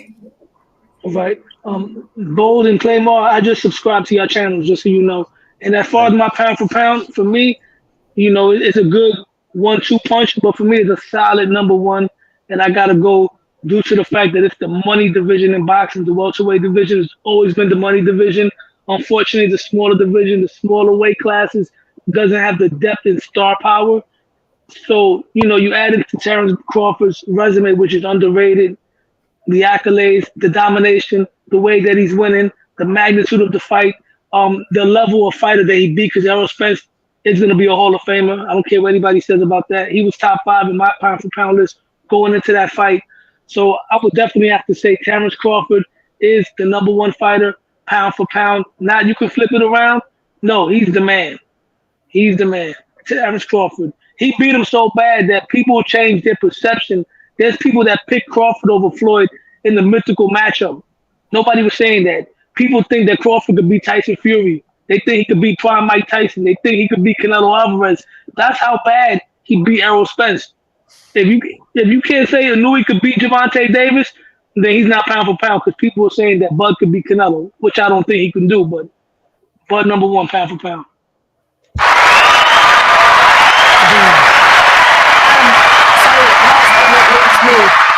I'm going with, of course, Terence Bud Crawford. I like Naya Inoue. I covered his career doing the resume deep dive, and he's a hell of a fighter. He's a 5-star fighter. Yeah, and I mean, his level of competition has from the rip been stellar. I think he's only fought 1 journeyman in his whole career. And I think that was in his second fight or first fight with someone that is technically a journeyman with an upside down record. Everybody else has got winning records. So I give him that. But if I have to match skill set for skill set and to transcend them up to the heavyweight division, who's got the better skill set? I'm going to have to go with Terence Bud Crawford. We said it, more seasoned, more versatile, just an all-round complete fighter for me. I mean, going from 135 to 140, then 140 to 147, then 147 to 154. I don't care when people say that's a lot of weight. That's bigger leaps than 3 pounds here, 4 pounds here, 3 pounds here. It doesn't matter if they're little fighters, and 3 pounds is 3 pounds. It's a McDonald's. It's a Happy Meal. But yeah, skill for skill, I just feel that Bud is the better fighter. Bud has been in the glamour divisions. Bud is like Tapales, like even Lisa Bell said it, I said it. Tapales comes in with 3 losses. Errol Spence Jr. comes in with 0, despite the fact, whatever you think of Errol Spence Jr., he's an undefeated fighter.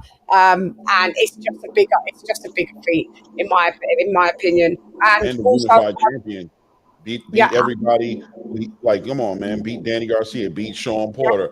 Beat Kell Brooks. Beat all these dudes, man. Yeah, we beat them. This is what I'm saying. Shouts out to Terence Jr. on, if you're saying that Terence hasn't fought nobody, but then, now he's beat Errol. So what are you saying then? He's fought somebody. He just made them, like what Roy said, he just made them look like nobodies. That's all he did, because he knocked them the fuck out. And it's not Bud's fault that he wasn't able to do this reign within fucking 2 days, like anyway, because at the end of the day, there's politics. There's politics. Bud has been trying to get that fight, being on the other side of the street. So I can't put Inoue above Bud because he did it in a quicker fashion. It was just quicker than Bud in the 147 division, because all of those fighters were on his side of the street. So I mean, that doesn't make Bud a bum, because, do you understand? So I don't even give that any credence. So I'm going with Terence Bud Crawford for pound number.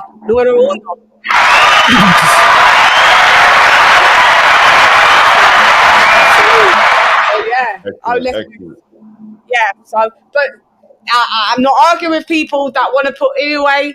I don't argue. I've retired my pound for pound list because you get into too much argument. And I don't know if people know it's subjective and it's whatever. I'm like, so I retire it. You know what I mean? Yeah, I mean, in a way, like Bold said, you know what I mean? Why not? If you want him, I can see why your argument. It's not ridiculous to pick him. He's a great fighter. He's done great things. You know what I'm saying? Shout out to your pick. You know what I'm saying? Yeah. Shout out to your pick.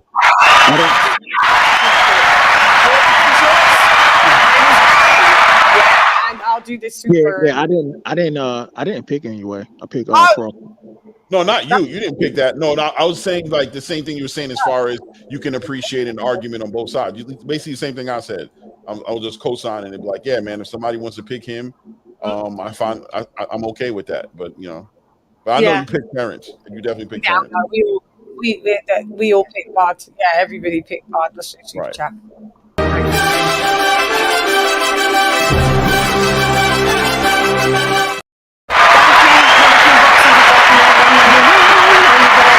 Thanks a lot for the super sticker. Massively appreciated, and Happy New Year to you as well, my valued member as well. And guys, if you'd like to be a member of the Shannaholics, you know what to do.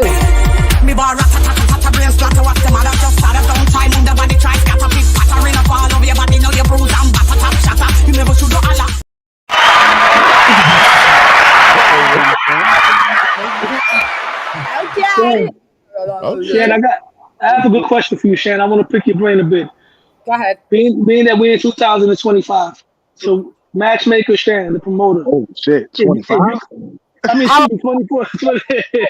Wait. You confused me. You said we're in 2025.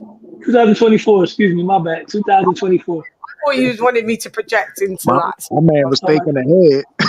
Yeah. Like, we're in 2024. If you had the power to make 5 fights happened this year, and you only have to name the fighter. You can only pick a fighter one time. What is Lady Chann's 5 fights for 2024? And everybody want to give their list as well. You can only pick the person once. Okay, so let's go with Joshua Fury. Okay. Let's go with I want to go with Haney and Shakur. Okay. I want to go with fuck it, you may as well do it. Let's go with Baumgartner, Shields. Yeah. Okay. Them girls. I want to go with hang on a minute, I'm just sifting through the divisions. Okay, I want to go with Crawford, Canelo. And I want to go with let's go to the and I want to go with Bivol Beterbiev. Okay, that's your list.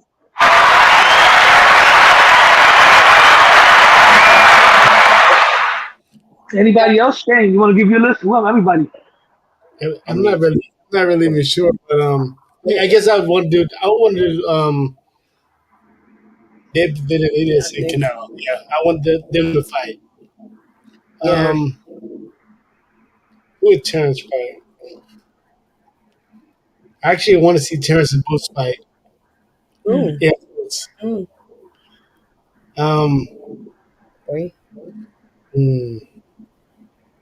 You don't see Haney fight Haney. You want to see Haney fight anyone? If you do, I actually want to see Haney fight Tank. That'd be a good for the fight. I want to see just interested. Yeah, that's the fight I'd like to see. Yeah. Number 4. That's Who do you want to see?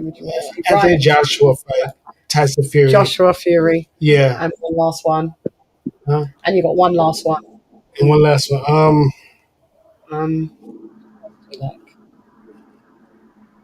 Think of these guys. Yeah. What do we have there? Do you want to see Ryan fight? Would you want to see a Ryan Garcia fight at all? Yeah, but I want to see Haney though. I want to see, but that already got did that. Yeah. But better than Danny Dubois. Not that What you say? Better be Evan and Dimitri.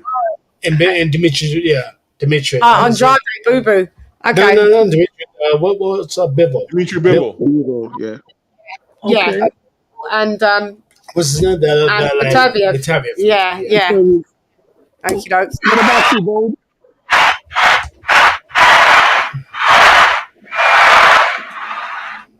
What's your list, Bo? I have to really think about it, but I do want to see the Bivol and Beterbiev fight. Yeah, that's the only thing I have in my mind right now. I have to really sit down and think about the other ones. Wow. Okay. What about Claymore? All right. I was writing it down because I had to write it down. I think the one I want to catch for sure, I definitely want to see Bivol and Beterbiev fight. And we're not just talking fantasy, we're talking about like realistic fights that can happen. Fights that can happen. Just pick the fighter one time. You can't pick Beterbiev in 2 fights. That's all. Got you. All right. So Bivol Beterbiev for sure. I want to see David Benavidez and Canelo go at it, man. Okay. I wouldn't mind seeing Terrence fight Boots. Okay. I know we're not supposed to, or Canelo. Doesn't matter either one, but Boots, because I can't pick Canelo, right? Because I already picked Canelo and David. Yeah. I want to see Teofimo. I want to see Teofimo Sabrillo Matias, man. You know what I'm saying? Okay. I want to see that. And my last and not least, I know everybody's talking about, you know what I'm saying, Haney and Tank, but the reality is Shakur and Tank is the fight to be made. It's the best fight in boxing today that can be made. Let's get it done. Let's go, Abdul. Let's get it done.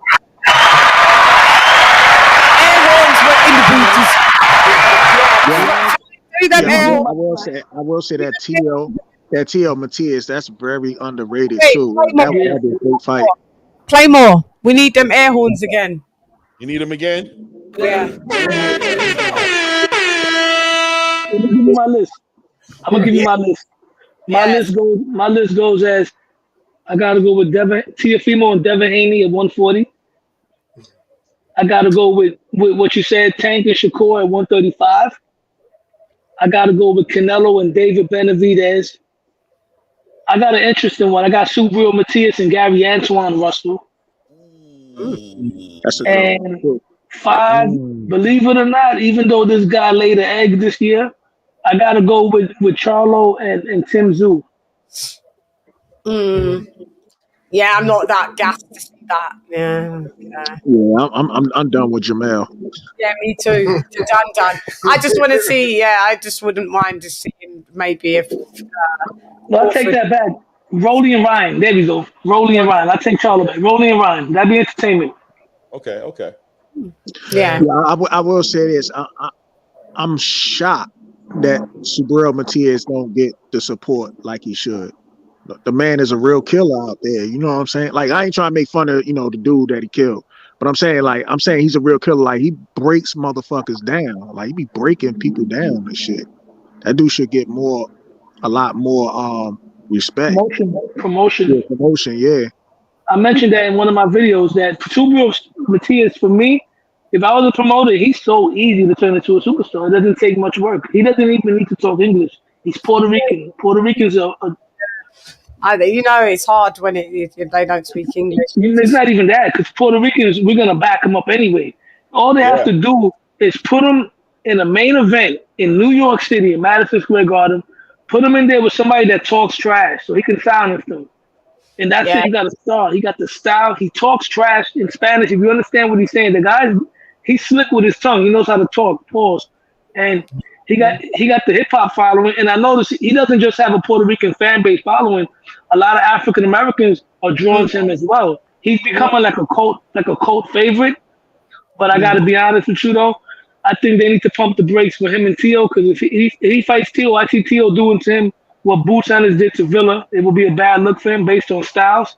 I think they need to build him up another year, because I think Tio and Tank will crush him because he gets hit too much. But I would like to see him against Gary Antoine, Richardson Hitchens, guys like that, so he can build his rep up before they put him out there to those guys. Okay. Well, shouts out, Darren. And that is the end of that, chat. That was our Channy and Mosley, the end of year 2023 wrap up show. Salute. It's hilarious. I want to thank. I'll thank him later. I want to thank. He's last year's friend, mate. He's last year's man. You know what I mean? I'll thank you later. Yeah, let me thank these lot first and foremost for joining us on the panel, baby. So I want to thank Claymore. We had a lot of fun on Blood's channel the other day. Please don't be a stranger. And I've subscribed to your channel anyway. Got to go and check out some bits and pieces. And come and rock. I'm here usually every Monday for the weekly wrap-up show. I do, interviews with the other lads and watch backs and point scoring. You can always come on when you've got time if you want to be a panel, a judge on the panel, point scoring. So there's many things. Just look out for what I put out. Bars. So thank you so much for joining me. And yeah, it's always a pleasure because you are hilarious as well. You know, we laugh. You do. So thank you very much, sir, for joining us. Thank you, guys, man. Yo, Shane, legend, man. It's an honor. You know, what I mean, you don't get to do stuff like this every day. If you're a real boxing fan, you can't not be a fan of Shane Mosley, man. And he's not out here just on platforms ready to answer questions, and you know what I'm saying, you don't get that type of access. So LadyChann, you know what I'm saying, appreciate you getting him out here, you know what I mean, and being able to build with you guys on some boxing and end the panel low, man. honor to speak with you and to build with you, man. I've been watching your content for a little while now. I'd say for about almost a month now. And man, you know what I'm saying? You definitely one of those guys out there. I think underground right now, they don't know, but there ain't too many more people thorough than you. You really give it straight, unbiased, and you're professional. I appreciate that. A gentleman. And shout out to Bold and Understanding, man. It was great building with you too, man. I think you know what I mean, I like building with you, bro. You put some perspective on stuff, and I like your thought on a lot of the subjects we talked about today, for sure. I appreciate it, man. So much. And I want to thank Bold, my brother from another. What up, Bold? Thank you for coming through and rocking with us, B. Happy New Year to you as well, just in case I didn't say it. But Happy New Year. Thank you for coming and rocking with us. Yeah. Love you all day long. You know, you're part of the group, so, you know, it's all good. It's a day-to-day thing. So thank you for joining me, B. Is there anything that you would like to say before you? Yeah, thanks for having me on. Great chopping it up with everybody on here and whatnot. I'm definitely going to subscribe to the other gentleman channel and whatnot. Lo, I think I had spoke with you on the Discord, I believe. I don't have Discord now. You don't have it? Oh, okay. Nah, I'm old school. No, you could have. Was you ever on the Boxing Voice one? No, on the Boxing Voice, I call in on the phone on the line, and I haven't called in a while. But when I do, I call the phone. Yeah. Yeah. I haven't been over there in a while myself. I just been kind of busy right now, but yeah, man, but I'm definitely gonna subscribe to y'all channel as well, and so yeah, Claymore and Lo, I definitely subscribe to both of y'all channel and check out the Bossa content, man. And like I said, LadyChann, thanks for having me on. Also salute to Chann Mosley. Got a legend on the channel and everything else. Thanks. All good. And last but not least, David, thank you for coming through. We rock. Like I said, we go back like the moonwalk. So whenever you're ready to jump on, you're always welcome. Don't need me to say, come on, you see me on, you see the link out there, just jump on. And, I appreciate you. You always bring your knowledge and you put me up on game and teach me some stuff. I'm like, yeah. Or you suggest some good shows and show topics. So it's all good. So please come through whenever you want. I know you've been on a few times. So, yeah. So Happy New Year to you as well. And I will see you soon. I'll see you all. Happy New Year. I want to say thank you, Chann, for having me on the panel. I appreciate and I admire how you handle the panel. And not everybody's yelling over each other, cutting each other off. You give everybody the floor. Shout out to Claymore, Bold Understanding. I already subscribe. I'm gonna check out your videos. Chann Mosley, I'm glad I got a chance to ask you that question. Because that's one of the super fights, and not for nothing. The only 3 fights that I actually rooted against you was against Miguel Cotto. I already do it. After De La Hoya, you won. Okay. And of course Manny Pacquiao. And if you would have fought Trinidad, I would have went for Trinidad too. But I was riding with you with Floyd Mayweather, man. You had me going, man, with that right hand. But you have a great New Year and God bless. That Floyd Mayweather fight was just like, man, I thought you was going to do it in front of everybody because I was talking shit, man. That was right. Man, I was like, I told you. I looked back and he was still standing and holding on to you. I'm like, what? Yeah. Come on, lay him down, man. Finish him up. He's done. He's finished. That was a good fight. Definitely, man. I was rooting for Floyd. Yeah, she's rooting. Oh, man. You would. I put it this way. You definitely. Why does that not shock me? Hey, I put it this way. Chann definitely made a man out of Floyd, man. Because fired. And I'll be honest with you. He made a good point. Bold, you just made a real good point. That fight baptized, like it was like, yeah, Floyd is that guy. That's the fight where he was tested. That's the fight where he had to come back from like really being down. It didn't look good for him, and he had to come up and show who he was. And that was the fight that separated him. Nobody could say nothing to him after that fight. Like, you couldn't. His heart was tested, and he survived it, man. You baptized him. Nobody else put him through that, in my opinion. You know what I mean? I've seen him in competitive fights though, but I never seen him out like that, He was hurt. like He was like hurt. holding on to life. And did he say that to you, by the way? Did he say you're gonna have to kill him? Yeah. No, he never said that.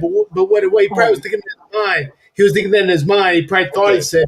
He didn't say that. Yeah, he did say that. He was saying that I told him he's gonna have to kill me. Shannon, I remember the build up for that fight. Man, I miss HBO. HBO 24/7. Nothing could match up to that. I met your bodyguard in Mendez gym. He was not as big as he is then. Elliot Ness, man, cool dude, bro. Ness, the knockout artist. Yeah, I met Elliot Ness, man. Me and him chopped it up and spoke. I even went to an amateur fight to watch live, and he was there with one of his guys, and I was sitting down with him. He was chopping it up. He always speaks very highly of you, man. Yeah, Ness is that's my boy. Man. He was always with me, everywhere.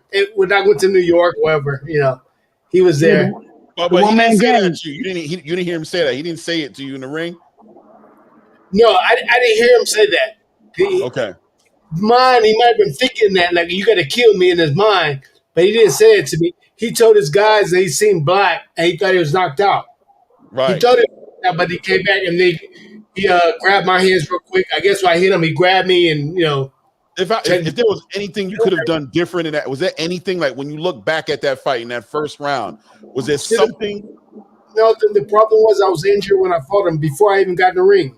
Messed around the snowboard. I was snowboarding in Big Bear, whatever. I messed up like 5 months before, right? And I was really messed up, but it healed good enough that I fought him. So when I hit him, I was like, oh man, now I'm gonna knock him out now because I don't have to worry about it. But he kept pulling on me, and we had to go the distance. And you can kind of see the way I fought. I fought really stiff. If you watch the way I fought real stiff with him because I really couldn't move. And that's why he was able to not shot me into what he did. But it is what it is. It's like right. He's a fighter. I got the shot in. He did what he's supposed to do as a champion to survive, and he did. So kudos to him. You know what I'm saying? Okay. I always wondered. I'm like, I wonder if you were able to shake him off you. If you would have been able to get him off you, like, because he looked like he wanted to sit down. He looked like he wanted to sit down for a minute. He looked like he wanted that minute, like that 10 count, but he just held on. If I was a different person and things didn't happen to me, yeah, I could throw him across the ring, do all kinds of stuff. Right. But I couldn't do what I need to do, and he was able to capitalize. And that's why the fight was easier from that point on because I couldn't move really. Right. But he didn't know earlier in the fight when I basically co-cocked him. He didn't know that. Right. What I'm saying? But so when the fight went on, then you can start seeing that I can't get to him. He's pot shotting me. I can't. I thought you blew your load. Pause. You know what I'm saying? No. I thought you were just tired, or you just threw all you had in that first round. I'm like, oh man. After 2 rounds, I can go. I can do 12 rounds right now. I can go in the ring 12 rounds right now with people, and I spar with young guys like 6 and 8 rounds. They get tired. You know what I'm saying? And I'm 52 years old, so it wasn't that. It was just that I couldn't move on that pace. I had to be with Floyd. You have to be at least 90 to 100%. You can't fight him at 75%. 70%. He's going to exploit it. Right. Now, if I was better, then he couldn't exploit that. I had more speed. I had the power, but I had more speed. I had more movement with my legs. I could do stuff. I couldn't really move.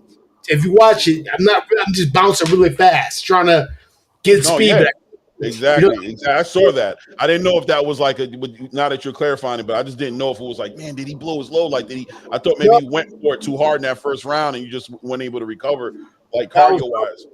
I was bouncing faster to try to pick up my speed. I couldn't go fast. I couldn't be explosive because of the, like I said, the snowboard. I couldn't do it. So I was forcing myself trying to get, because I knew if I hit him one more time, it'd be over with. But I just couldn't do it. So it's like I seen it and just went past. I'm like, oh well, I can't do it. And I kept trying to come in, to let him hit me sometimes so I could just hit him one more time, but it just wouldn't happen. He caught on. I got a good question for you because I seen a video on YouTube where you was working with Roberto Duran. Hang on, we do got to go because you've got a flight tomorrow. Yeah, but go ahead. I seen you working with Roberto Duran. I even seen you sparring with him as an old man. Like, how was the experience of working with Duran and what you learned from him and what you noticed from him in the ring? Because, man, he still got skills for his age. Well, me and Duran is similar, and in the way we fight, we like to, the counter punch right away back. It was a great experience. So he's like my Uncle Duran, whatever. I trained in Panama for a month with him. With all the fighters out there, we went on the beach and we did all kind of stuff.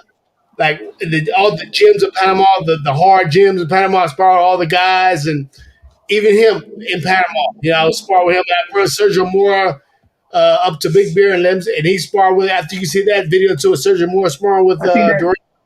Yeah, so Sergio Mora up there sparring with him. So the experience was really good. Duran he's a hard trainer, but he likes the counter punch. That one where you slip and come right back, right to the body. So I like that punch anyway, but we did a lot of that. And he had on the bag doing the like with the left hand or the right hand. So I built up my jab. He was a great coach and a great person just in general.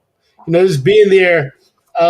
Hanging out with his family, going to his restaurant, hanging out with them sometimes there, and they're like, doing a full-fledged mariachi type of band type of thing in there, like just having a good time. Like he's the life of. He's like Panama. He can do anything he wants to, pretty much in Panama. Like you can do anything. He's a great guy. Like, good with his people, everybody. Yeah. He's the GOAT, all the way around, not just in the ring, but outside the ring too as well. Yeah. Yeah. Salute. Yeah. Definitely. Salute, man. Salute. We appreciate the time, man. Happy New Year's. Happy New Year. Don't worry, he'll be back. He'll be back. He's been on the channel about 5 times now. So about 5 times now. So y'all have to catch up. Go look at the playback of some stuff as well with him on. So he'll be back. I'm gonna get my questions ready for the next time. I don't know when For I'm sure. gonna be. I'm gonna be more ready. I was caught off guard this time. I was like, oh shit. Me too, yeah. Have a good one. Yeah. See you later. Bye. I have to do this. He's ready to get up and go. I have to close down the show officially. Y'all have a good one, man. God bless you guys. Yeah. See you later. All right. See y'all later. David is left to be dizzy. Flavor is left to be dizzy. Cold is left to be dizzy. We out. Pieces. Close that laptop and let's go. Okay, so guys, it's been amazing. Let me give you the members only roll call as we do. And yeah, that was great, baby. We had a good one. Yeah, we had a good one. We had a great one. Yeah. Oh, okay. Yeah. No, you can't get up yet. We're not finished. I actually was it off. You saying yeah. No, I don't know. We're not off.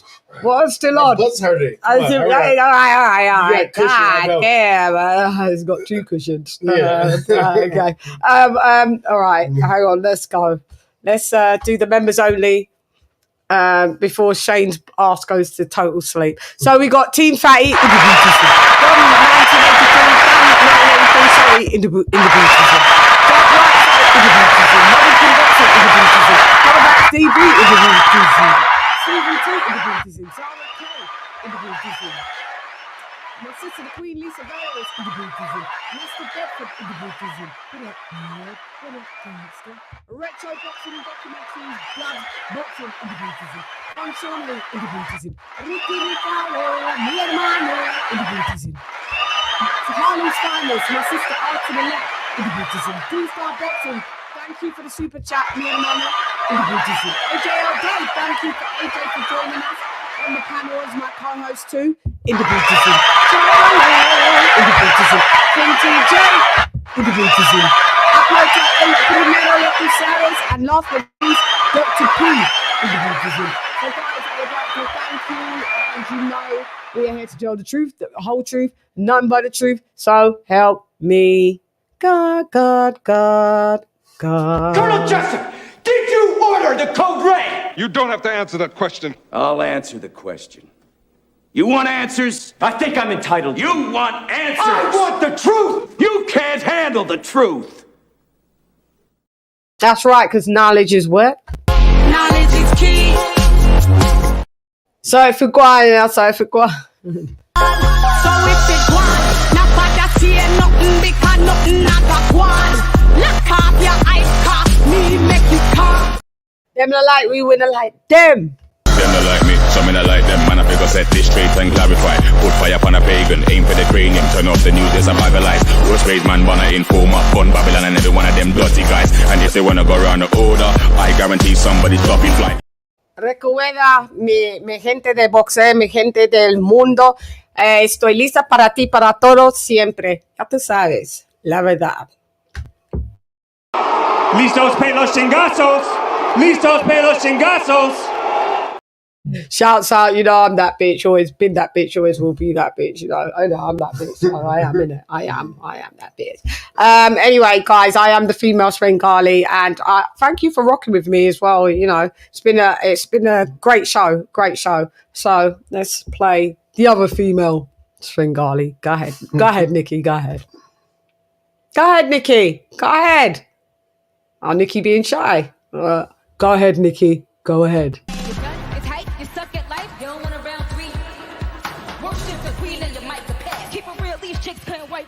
Anyway, now let's go get Bulgari. I am the ultimate Bengali.